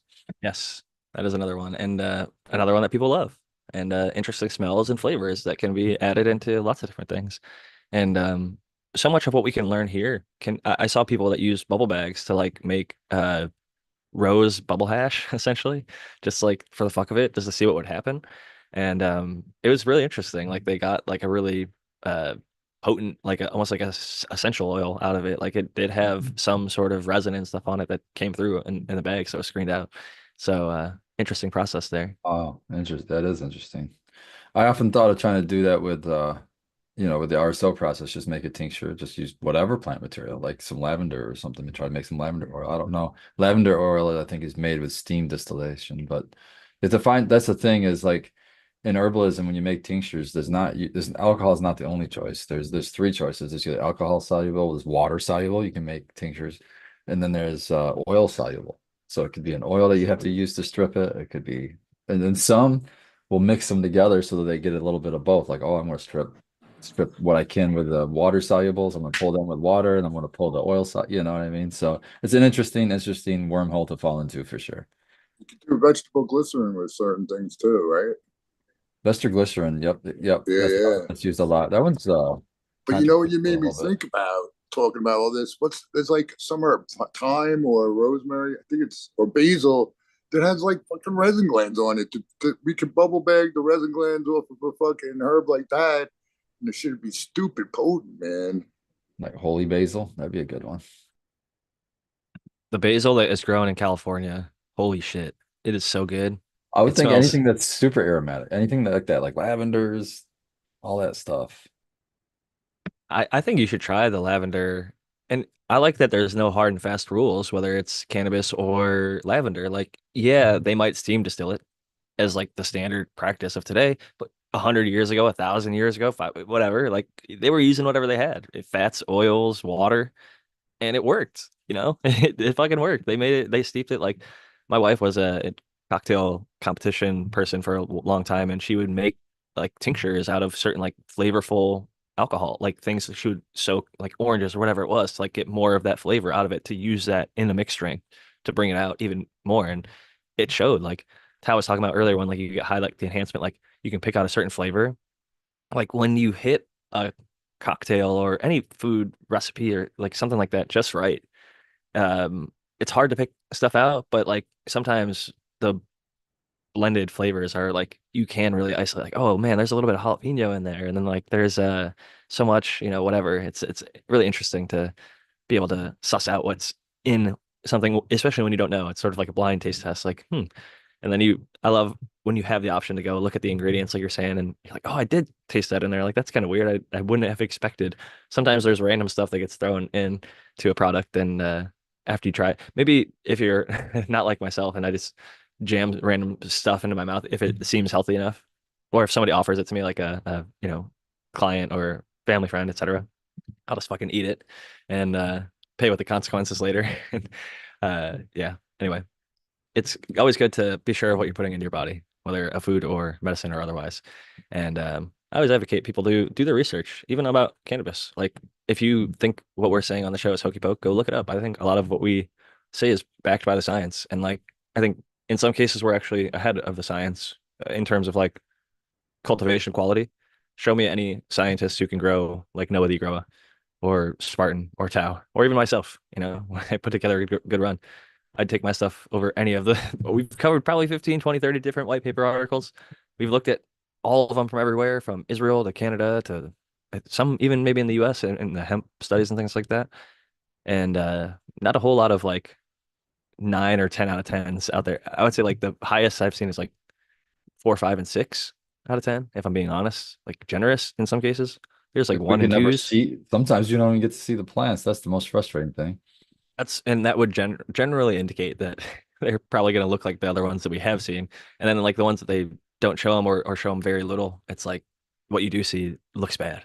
So it's and not to discourage them because we all started somewhere, right? And they'll probably dial in and get their SOP. I do think drying and curing is something they're starting to figure out and isolate and dial in a little bit from what I've recently started looking at some of the bigger people and what they're saying and doing and the science and the commercial side of things. And they're getting pretty close to doing the right things, which I will say, if you grow garbage and you try and cure it right, it's not going to fix it at the end. So you have to still grow good strains and grow them well. So that's ultimately the biggest benefactor, whether you're making concentrate or just growing for flower. Picking the right strain, I think a lot of people quote that and it's easy to say, but then like people will just go and type in, whatever strain they've heard about, talked about. They type in that strain name and then seeds. And then they end up on some website that's like some white label, reseller that doesn't even really have that thing. They're just saying that they have that thing. So they buy it and they're like, it's okay. But if you do your research, find a skunk house genetics type breeder out there, you're going to end up with some absolute fire and be very, very satisfied. A lot of the time, it's cheaper. Like, shout out to like Breeder Steve Stars and Stripes. His stuff is like real cheap. And there's a lot of people out there that Tao has some very, very affordable, I shouldn't say cheap, inexpensive. Well, I know we are the cheap home grow. We don't have that much of a negative connotation to cheap. Some people do. Inexpensive, affordable, frugal, I think are all good terms as well. But you don't have to pay an Fair. arm and a I leg to think I get would good say genetics. fair. I'd Yeah. say fair pricing. Well, I think fair pricing is $10 a seed, which seems high when you think about what it costs to produce a seed. However, I think when you think about the time, effort, energy, intent that goes into a breeding project, especially if there's more than one generation of crossings going into it. Um, I see that much more easily justified than like a single crossing or like when somebody takes a male and hits like 15 different cuts that they bought from the dispensary. Or, it's like that's a But cash yeah, grab. when I can take like I can any other fucking plant, not any other plant that I grow at least. I go to the store and I can grab fucking pack of seeds. I can grow that plant. They all look the fucking same. They all give me what's on the pack. If I can do that, even I can do that and it's $4 or $5 for that pack, maybe for that whole pack. Why does cannabis have to be that expensive when it can produce as many seeds as it does? I think it's because we're still in a prohibition era. Even Yeah, though exactly. we've got a lot of legalization going on, it's overregulated. It's prohibition 2.0. We are overtaxed, overregulated at every step of the way. Unless you're running through the hemp Absolutely. loopholes, and even then, we're paying taxes and licensing fees and et cetera, et cetera. And you're doing your best to navigate the legal loopholes and hurdles that could just all of a sudden, if they decide, hey, we're going to amend the farm bill and say that it not just THC, but THCA, like they're trying to and have proposed, then it makes things a lot more difficult. And we can't just like, oh, I can grow 100 tomatoes in my front yard and give them to all my neighbors, and there's no regulation at all about it. I could give them 100 pounds of tomatoes or 10 pounds or one, and no one's gonna, you know, ask any questions or have any problems about it. But if it was cannabis, I can only give them like an ounce or something, depending on which state you're in. And granted, like you can do whatever you want. You're a free person. So if you want to give somebody more than the whatever amount is, unless you're dealing with like undercovers, which that does happen still, unfortunately, people get arrested and set up. And oh man, I watched this really good documentary. It was called like The Part of California That No One Knows. And it was this guy who's like an apple farmer up in Humboldt, and he got sent to jail for like 5 years because allegedly he sold like 2 pounds to some guy who got busted and started snitching on a bunch of people. And the dude, like, I don't claimed he didn't even actually do it, blah blah blah. But a lot of people get sentenced for not snitching, and even when there's not evidence present, like we've talked about this Last Prison Project, there's a lot of people who've gone through. One of the big people on their board was sentenced to 10 years for conspiracy, never caught with cannabis at all. And so that was eye-opening to me and probably many others. But unfortunately, that story is all too common in a lot of people because of, and I don't mean to disparage like law enforcement or people who negotiate in crimes where there are actual victims, like SA or murder, right? You want people to fess up and like say like, hey, if you know who did this, like get those people off the street, right? Those are people that you don't want around. But when it's like somebody bought a little bit of or sold a little bit of cannabis or like before it was legal, like and then locking people up for like 5 years, and you don't even have proof that they did it. You just have someone's word, and the person's word that you have already got busted for some other crime. And if he tells you more people's names, you're giving him less time. That's such a fucked up system. So I think we should, yeah, continue to fight against that, and um, you know, hopefully not have to sit and do time if you decide not to end up being a snitch, as everybody is going to label them and think about them as. In our community, I see it constantly, and everybody's got their phrases and ideas about that. But it's unfortunate that that is still a thing. And like even in legal states, like I live in California, I promise you, I am contacted by law enforcement agents pretending to be random people in other states trying to buy cannabis from me, despite saying not for sale, education only on all of my shit, home grower, personal use, nothing for sale. I've never once said, hey, I'm moving packs. If they wanted packs, there's so many people moving packs. Telegram, blah, blah, blah, blah. You can find it everywhere. Packs are being moved. People are doing it outside of the regulation. Okay. If they wanted to find it, they could. And they are, and they're shutting some of them down. But they are trying to fish for people like me and you and everybody. So be careful if you get a DM of somebody that you don't know, some random profile, even if it looks like a random, cool, legit profile, even if they chat you up and they're really nice. These agencies will put your ass in jail. Like sending something from California to Texas or a red state, that's still like a felony. And I could do federal time for that, right? So I always give them the same response. Hey, I will teach you how to grow your own. I won't send you anything, but I'll teach you how to grow cannabis. And they're always like, oh no, like, I don't want to do that. I'm like, it's really cheap. It's really easy. Like, here's podcasts on how to do it. Like, I'll help you all the way. I'm like, I'll even send you seeds for free. Like, because that I can legally do in the US, right? And so when they start getting hokey pokey about that, then I know, they're probably either one, not interested. They're looking for a quick something just to flip or whatever, if they're actually doing it, or it's somebody that, you might be saying in the chat, Jack, you're paranoid. You're not getting caught. Motherfuckers, let me tell you, you could tell by the way that some of these people, it's a different type. One is a job. If you're doing a job, you work for it a lot harder. You work for, if you're getting paid to do something. if somebody's just random, and you could argue that people that are flipping are doing a job in a sense. So some of them will come across as like, really motivated or even desperate at certain times, or really buddy buddy or really friendly. But yeah, that's something I don't think I've actually ever talked about that on the show. But be aware of that. Even if you're in a legal state, you can get yourself. I call it Prohibition 2.0 for a reason. There are still people just like Brandon who was locked up before it got legalized, who are still locked up for it, and then people that continue to get locked up because when they legalize, they make new crime. So if you don't buy it from a dispensary, now it's more illegal than it was like just during the medical times, because you could basically during the medical days in California, Prop 215, you could have collectives and things like that. So people were setting them up everywhere. It wasn't like a big deal. Now, and granted, it's a slap on the wrist. It's usually fines. Most people aren't going to jail here if they get busted for any level of cannabis, even like the cartels who are coming in and setting up fucking giant grows on national forests and stuff, uh, which is, not good because they're throwing plastic bottles and tons of nutrients into, they're ruining waterways and doing things the wrong way that I don't think cannabis is meant to be grown that way. It can be symbiotic with nature. It doesn't have to destroy the environment in any way. It doesn't have to be diesel generators to power indoor lights that are hidden and things like that. There's much more economically and environmentally friendly ways of doing things. So all the way back, circling around to Spartan's point, why don't we have that $4 pack of seeds that I can just pop to like Skunk House Genetics yet? It's because of that. But his stuff is reasonable. I've Donnie Burger that I'm gonna pop after I grow my Spartans Project V.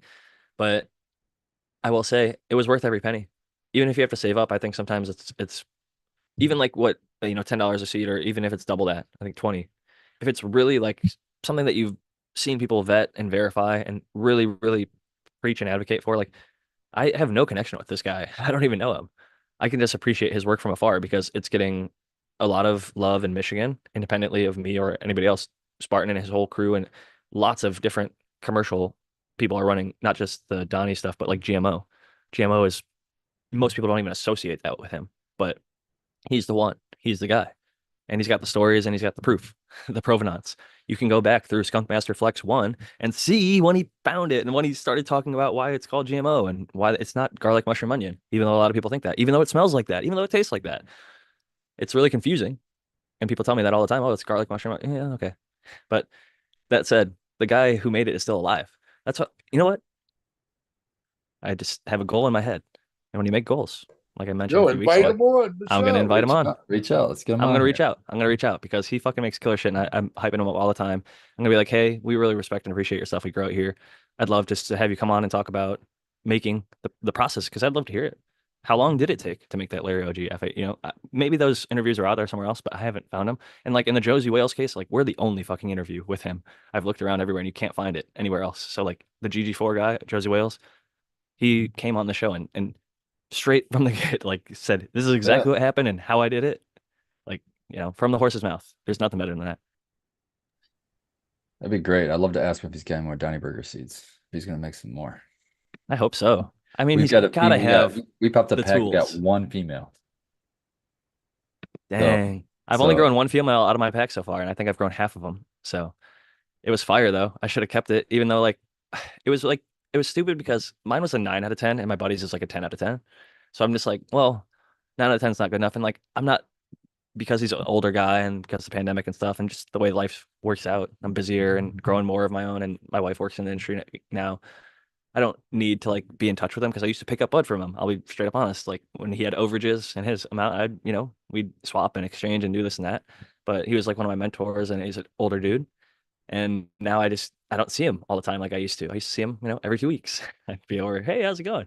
Now it's like been 2 years probably. I fucking feel bad, but that's just the reality of the situation. And now I'm like, man, I should have kept that Donny cut. Like that would probably have been a good breeder. Like that shit was so frosty. Like, oh my, yeah, I could just tell by looking at it while it was growing. I'm like, this is gonna be a good ash. And sometimes don't be fooled because like occasionally our eyes will deceive us. Like it'll look so frosty and then it will return shit. So like, how the fuck does that? Even if you grow it to full maturity and it's potent, it might not wash. So some strains are just like that. But like when I looked at that, I was like, man, this thing has resin oozing and shining out of every leaf and stem. The stems were coated in frost. So it's just like I couldn't it, it was really just a comparison is the thief of joy, I think. I love that quote. Comparison is the thief of joy. I was comparing my Donnie burger to my buddy's Donnie burger. So I couldn't enjoy mine because I knew that 10 out of 10 existed. And I do think it's good to have standards. Like Spartan has the Spartan kick method, where if it doesn't replace one of his elite cuts that he's got in his stable, then he's not going to keep it around. I think that's a good metric to have. You got to have a bar. There's got to be a minimum threshold. Otherwise, you're just going to think all your shit's the best, or maybe it's all the worst if you just have, depending on your mentality. But it really, there is standards. There is metrics. Like if you give it to 10 people and what do they all think? Or like Spartan mentioned earlier, which one moves the fastest? Which one goes the fastest? If you go to a party, just set out jars. That one's gone first. Okay, that one's probably the best, or at least the most well received in this area by this crowd or whatever. But the wisdom of the crowd, I used to watch Who Wants to Be a Millionaire as a kid, and like almost always, it'd be like 75, 80%, 90%.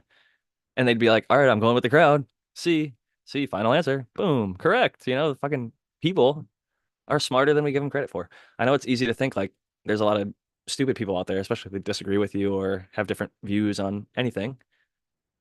But people, just to stick around, there used to also be a show called A Thousand Ways to Die.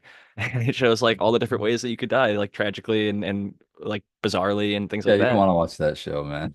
That'll It, make you it's nervous. off the wall. They're really it's silly almost, I thought, but it is kind of eye-opening that like there is just probably a million ways to die, right? But like at the end of the day, like we all get through for the most part day to day without like having some random accident, So it's we're fortunate to be able to get through as well as we do. There's just learning about all these other animals, like some of them only make it like a day or a year or a few years, like a 2-year-old is like a really old one for certain animals. And like, it's just fascinating that we can pretty constantly live like 50, 60, 70, 80 years if we take care of ourselves and avoid, accidents and early deaths, by other causes. But I won't get too into that because it gets that sad and dark, and we don't want to grim up the show at the very end. My screensaver in the background has changed, and there's a beautiful squirrel with some snow, Spartan grown. I saw in Cleveland, the Browns beat the Steelers, which is a rarity because the Browns are usually not the very best, but they got Wow. a huge snow. It was like a snow bowl. So, did you get snow up there in Michigan? I didn't get any. No, nope. I could open up those windows and well, you couldn't see now. It's dark, but you see green grass, man. No Well, I snow. think it just came down quick because then, like, the very next day, I'm getting pictures from my brother and like his daughters, and it looks just like fall. Like, it was all, purple. Like, and I almost thought maybe, and I said this to my wife, and I think it's true, but like, even after the leaves fall, I think the snow can potentially, like, when it hits just real quick overnight, change it from like these were like the reddest, purplest. Like, I've lived in Ohio my whole life, and it was like definitely one of the most vivid, rich colors. So, like, the deep reds and purples were really coming out, and that was just interesting to see that. And I'd wondered if maybe it was related to the snow the night before, or Probably just cold. a good fall. Yeah, we've had some cold snaps for sure. It's been getting really cold at night, so it could have been just a cold. I'm surprised if they had any leaves left in the trees. Most of the leaves are all out of the trees by now. Yeah, they were all on the ground. Oh, So okay. like my thought was like the snow came down, coated them, and like maybe even riched it up a little bit in terms of like color Oh, and okay, okay, like yeah. an ice flush. Probably Some just the people, contrast of the snow. Was there snow still in the picture? The no, white. no, it was just pure Oh, leaves. So and wow. it almost maybe it was because they were like wet. Like and cameras now are so fucking. I noticed this probably 10 years ago when they started getting like flat screen TVs and high definition. It was probably more than 10 years, but football. You'd watch the game and like the greens and shit were like so much brighter than real life. I'd go to the games and I would be at the stadium like one week and then I'd watch it at home the next week. And I'm like, one, I had a better view because they have so many fucking cameras. They're like not on drones, but they're on like lines and shit. So you could see it from every single angle. I'm warm at home and I have all my food, my munchies, and I can smoke as much weed as I want. But the color, the vividness of like, and that was professional cameras, obviously. It's transported its way down Is it to because you're smoking cell as phone. much weed as you want at home? Probably, but I will say like even like I'm looking right now at it's that little really famous, I think it's the Snake River Canyon or whatever. It's like a horseshoe thing with a little river in it. And this photo, I guarantee you, because the photographer probably did some after effects and touch ups, looks better than it would if I was there with my naked eye. Just because I think they bring like the saturation, like the blues are brighter than the blues in real life, and like the greens are greener and things like that. Um, I think it can be a little bit of a distortion of reality at times because like we get this, oh wow, look at this person's Instagram reel of all these places they've been and these beautiful sunsets, and their life just seems like a whole bunch of lovely, happy, positive sunsets when everybody has ups and downs. And so we're really just seeing a highlight reel, which a lot of people are guilty of. And I think we want to store our good memories. So I'm guilty of that at times too. We want to post the fun times and the out of the ordinary. Not this isn't like, oh, here's me on my regular day at work. I think some people want to say, here's when I was on a trip or whatever. And I think a little bit of both is fine. But that said, I just noticed it is about 5:45, and that is the time Spartan Grown typically gets running. But I'm going to ask, is the Michigan Bros Grow Show going on tonight? Because it's kind of been on and off. I think we are having it today, if I remember correctly. I think I saw a message. Yeah, I see it in my notifications feed thing. Alrighty, So well then, if that according is the to that, case, yeah. I'll pass it to Spartan Grown to let him get his final thoughts and shout outs in before he gets on running over to the Michigan Bros Grow Show starting in about 15 minutes.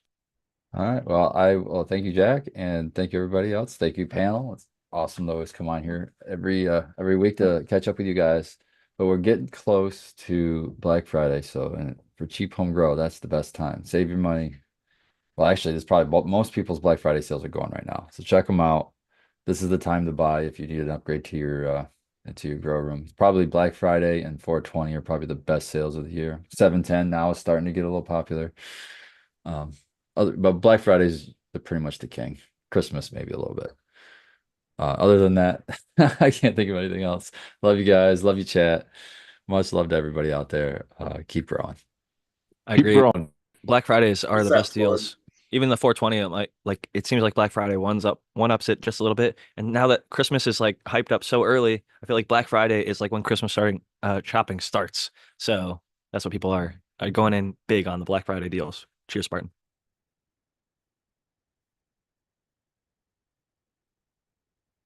Either of you guys have anything lined up for Black Friday?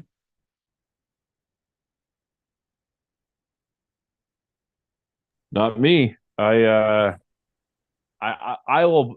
I'm a deal hunter, so I've actually been kind of looking for a cell phone like to port over a deal, but they haven't had anything that was really decent. So, but I am a deal hunter. I always just kind of keep my eye for all deals and everything. Just an old school habit of mine. But I haven't seen a whole lot of anything too great of a deal so far.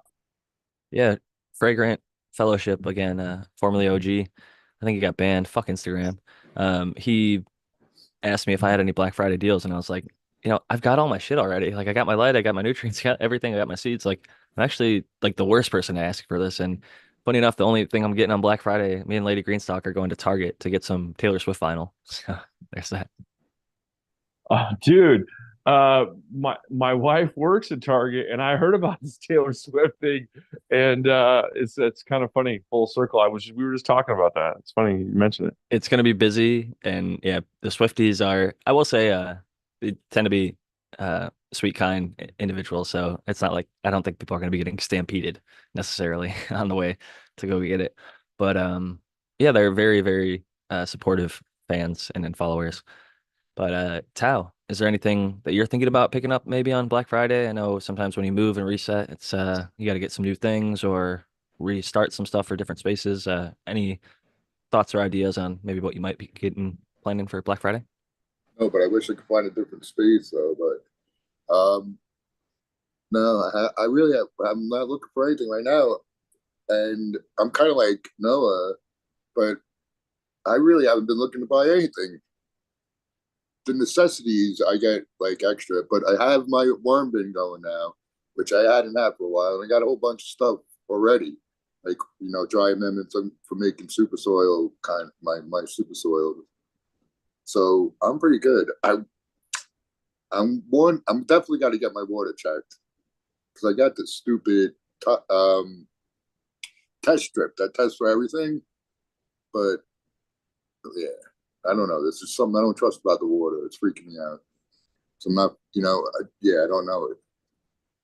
Hey man, I mean, there's lots of problem with water in a lot of places, so you're not wrong to be skeptical and But you questioning. know what? The You want to plants are verify. fine, and a lot of people that I talk to drink the tap water here. So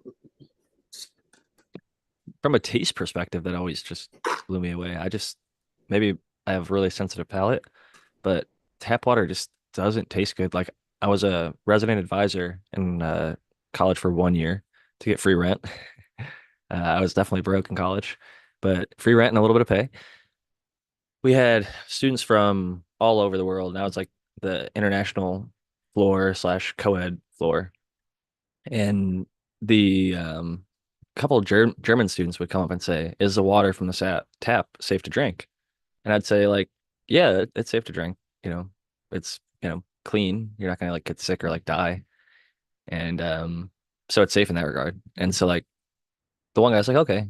He goes up to his room. Less than 5 minutes go by. He comes back pissed off. He's like, "There's chemicals in this water." I was like, "What?" Well, I kind of knew what he was talking about, but he's like, "That water tastes fucking disgusting." I was like, "Okay, well, yeah, you can buy water if you don't think the water from the tap tastes good." Yeah, And was everybody drinking bottled water, and you were just, and or no? I always do filtered stuff. Like I'll get like a Brita or a Zero water, or I'll buy filtered water in jugs. Like I just Right. prefer filtered, and if you want to put electrolytes in it or something like you can choose what you want to add back into it or not.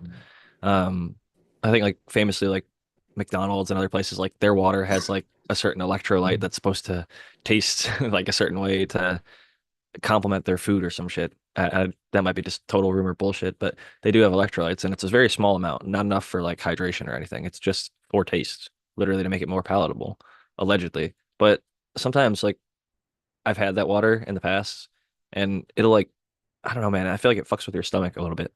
And or at least mine. I should speak for myself, but yeah, I think water is really interesting. We're fucking 80% water, dude. If you throw our ass in a convection oven for a few days and come back, we'd literally be 20% of our original starting weight because 80% of us is fucking water. It's just like a plant. When you harvest your plant wet and dry it, take the wet weight, 1,000 grams, take the dry weight, like 200. That's depressing sometimes when you look at it. It's so big, and then after they dry, they shrink up. I had a couple plants that like looked really big, but after they dried, it was like what? That Yeah, was man. that was back in the day. It's definitely shocking the first time you see that because like when you have like the first time you have a nice big set of buds and you harvest them, you're like, oh man, I'm not used to having this much bud. And like it's still gonna be a lot more bud than you're used to having. But when it shrinks up and dries, it's something you get used to. I actually prefer it. It makes a little bit more room in the jar and stuff like that. But you know, it's part of the process and I take it almost all crops have some sort of similar weight reduction throughout the drying process. I wonder how much measures are taken to like mitigate that to sell as much water weight as possible. Like keep the corn heavy, keep as much water in there as possible. Don't dry it all the way through. But I'm sure it's so standardized at this point they don't even give a shit. How many bushels can you get per acre? I think cannabis is going to slowly creep towards that point where it's a commodity and this is growing at scale for Yeah, that's why cannabinoids. you need to save them seeds or and make sure they don't go bad. Be like that dude who had like fucking 150 different apple varieties. He like sets up a little Right. table and like shows them all off and gives seeds out. Real And life it's Johnny crazy, Appleseed. dude. There's so many fruits that I haven't seen in America, but like other countries have a lot of variation. 100%. But And you even know, even here, like we do have like little humble farmers all around that have like their own little family variety. The yeah, I apple don't. farmer that I was talking about has one from like the 1700s, and it's like real sweet. He uses it for cider. Um, I'll have to pull up the guy had like an Italian sounding name. Was it some random dude like interviewed this guy? But it's like parts of humble or parts of California that no one knows, and it was really interesting. He had like an old school like crank to make the apple cider, and it was interesting, I'll very tell interesting you. stuff. Yeah, I'm sure that helped with the uniqueness of the flavor. Yeah, like even like the wood used, like Right. Yeah.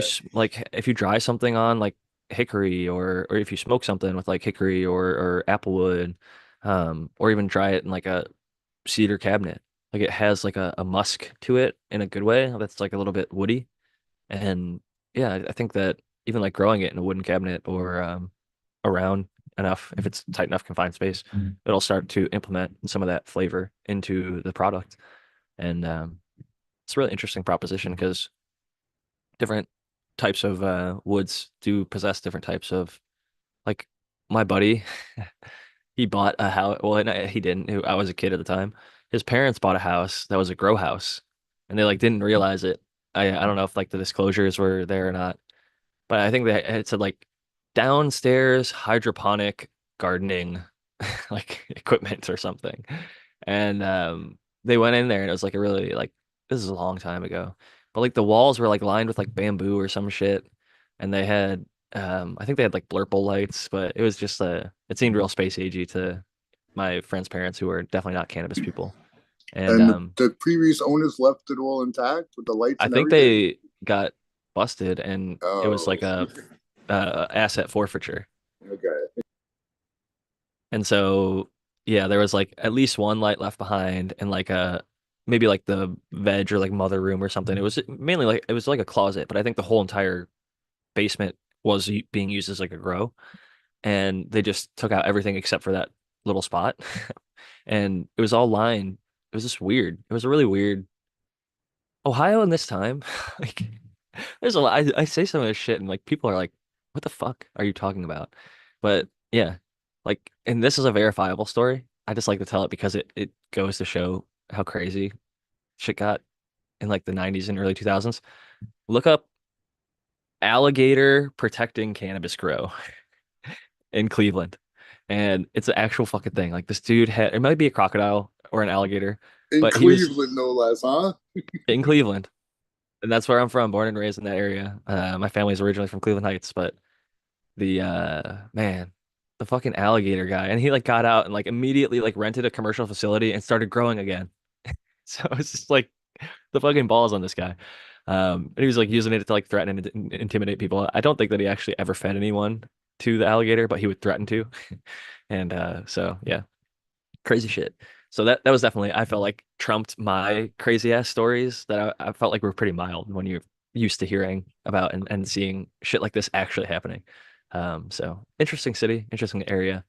I'm much happier out here in San Diego, I will say, but definitely miss a lot of family and friends that are still there, the ones who are.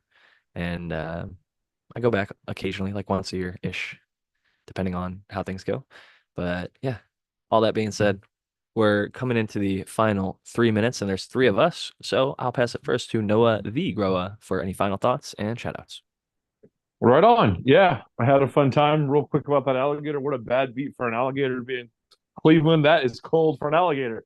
But yeah, the '90s, late '90s were a crazy time. But yeah, I'm Noah the Grow on Instagram with two E's. You can find me there.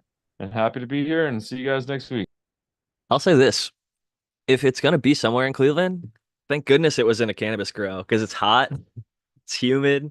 At least like the environment's probably closer to like a tropical setting than anywhere else it would be in like a warehouse environment, Cleveland area. And I think they made it a moat. Actually, I know because I think there's actually crime scene photos of the little like area that they kept it with like water and like artificial grass and turf and shit. So yeah, interesting setup. I think they did care about it to the extent that they could. But that said, last and certainly not least of my panelists this evening is the American one. Yeah, that's pretty wild. To put alligator it got me thinking. But yeah, I'm the American one on the YouTube and the American one underscore with underscore Keens on the IG. And yeah, I'm always hanging out around the chats and everything. Shout out to Collective Marijuana. He sent me some a care package which I enjoyed, and yeah, shout out to everyone in chat. And see you guys around the week, and have a great week. If not, we'll see you here on Sunday. Peace out. Thank you so much for joining us, Tao. And as just a quick little confirmation, I wanted to do a share screen because there's an ad popped up. But this is from Cleveland.com. Metro alligator found at Cleveland warehouse guarding marijuana plants has a new address. Whatever happened to? So I think there's like a where is he now? So Erie, PA man, yeah, this is just too funny. But yeah, if you want to, you can look up this article on Cleveland.com about the alligator in the grow op, and there's all sorts of details and information. This really fucking happened, people. But yeah, I am at Jack Greenstock. You could find me on Instagram where I don't post too much. I answer DMs over there because they delete people's accounts for having cannabis for some fucking weird reason.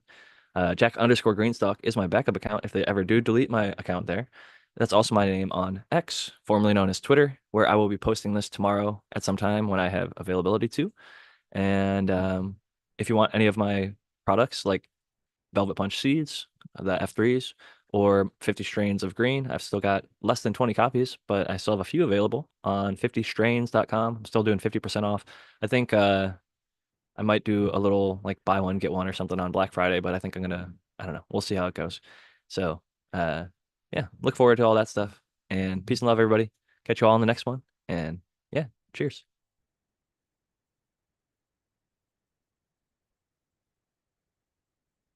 Don't forget to keep on growing.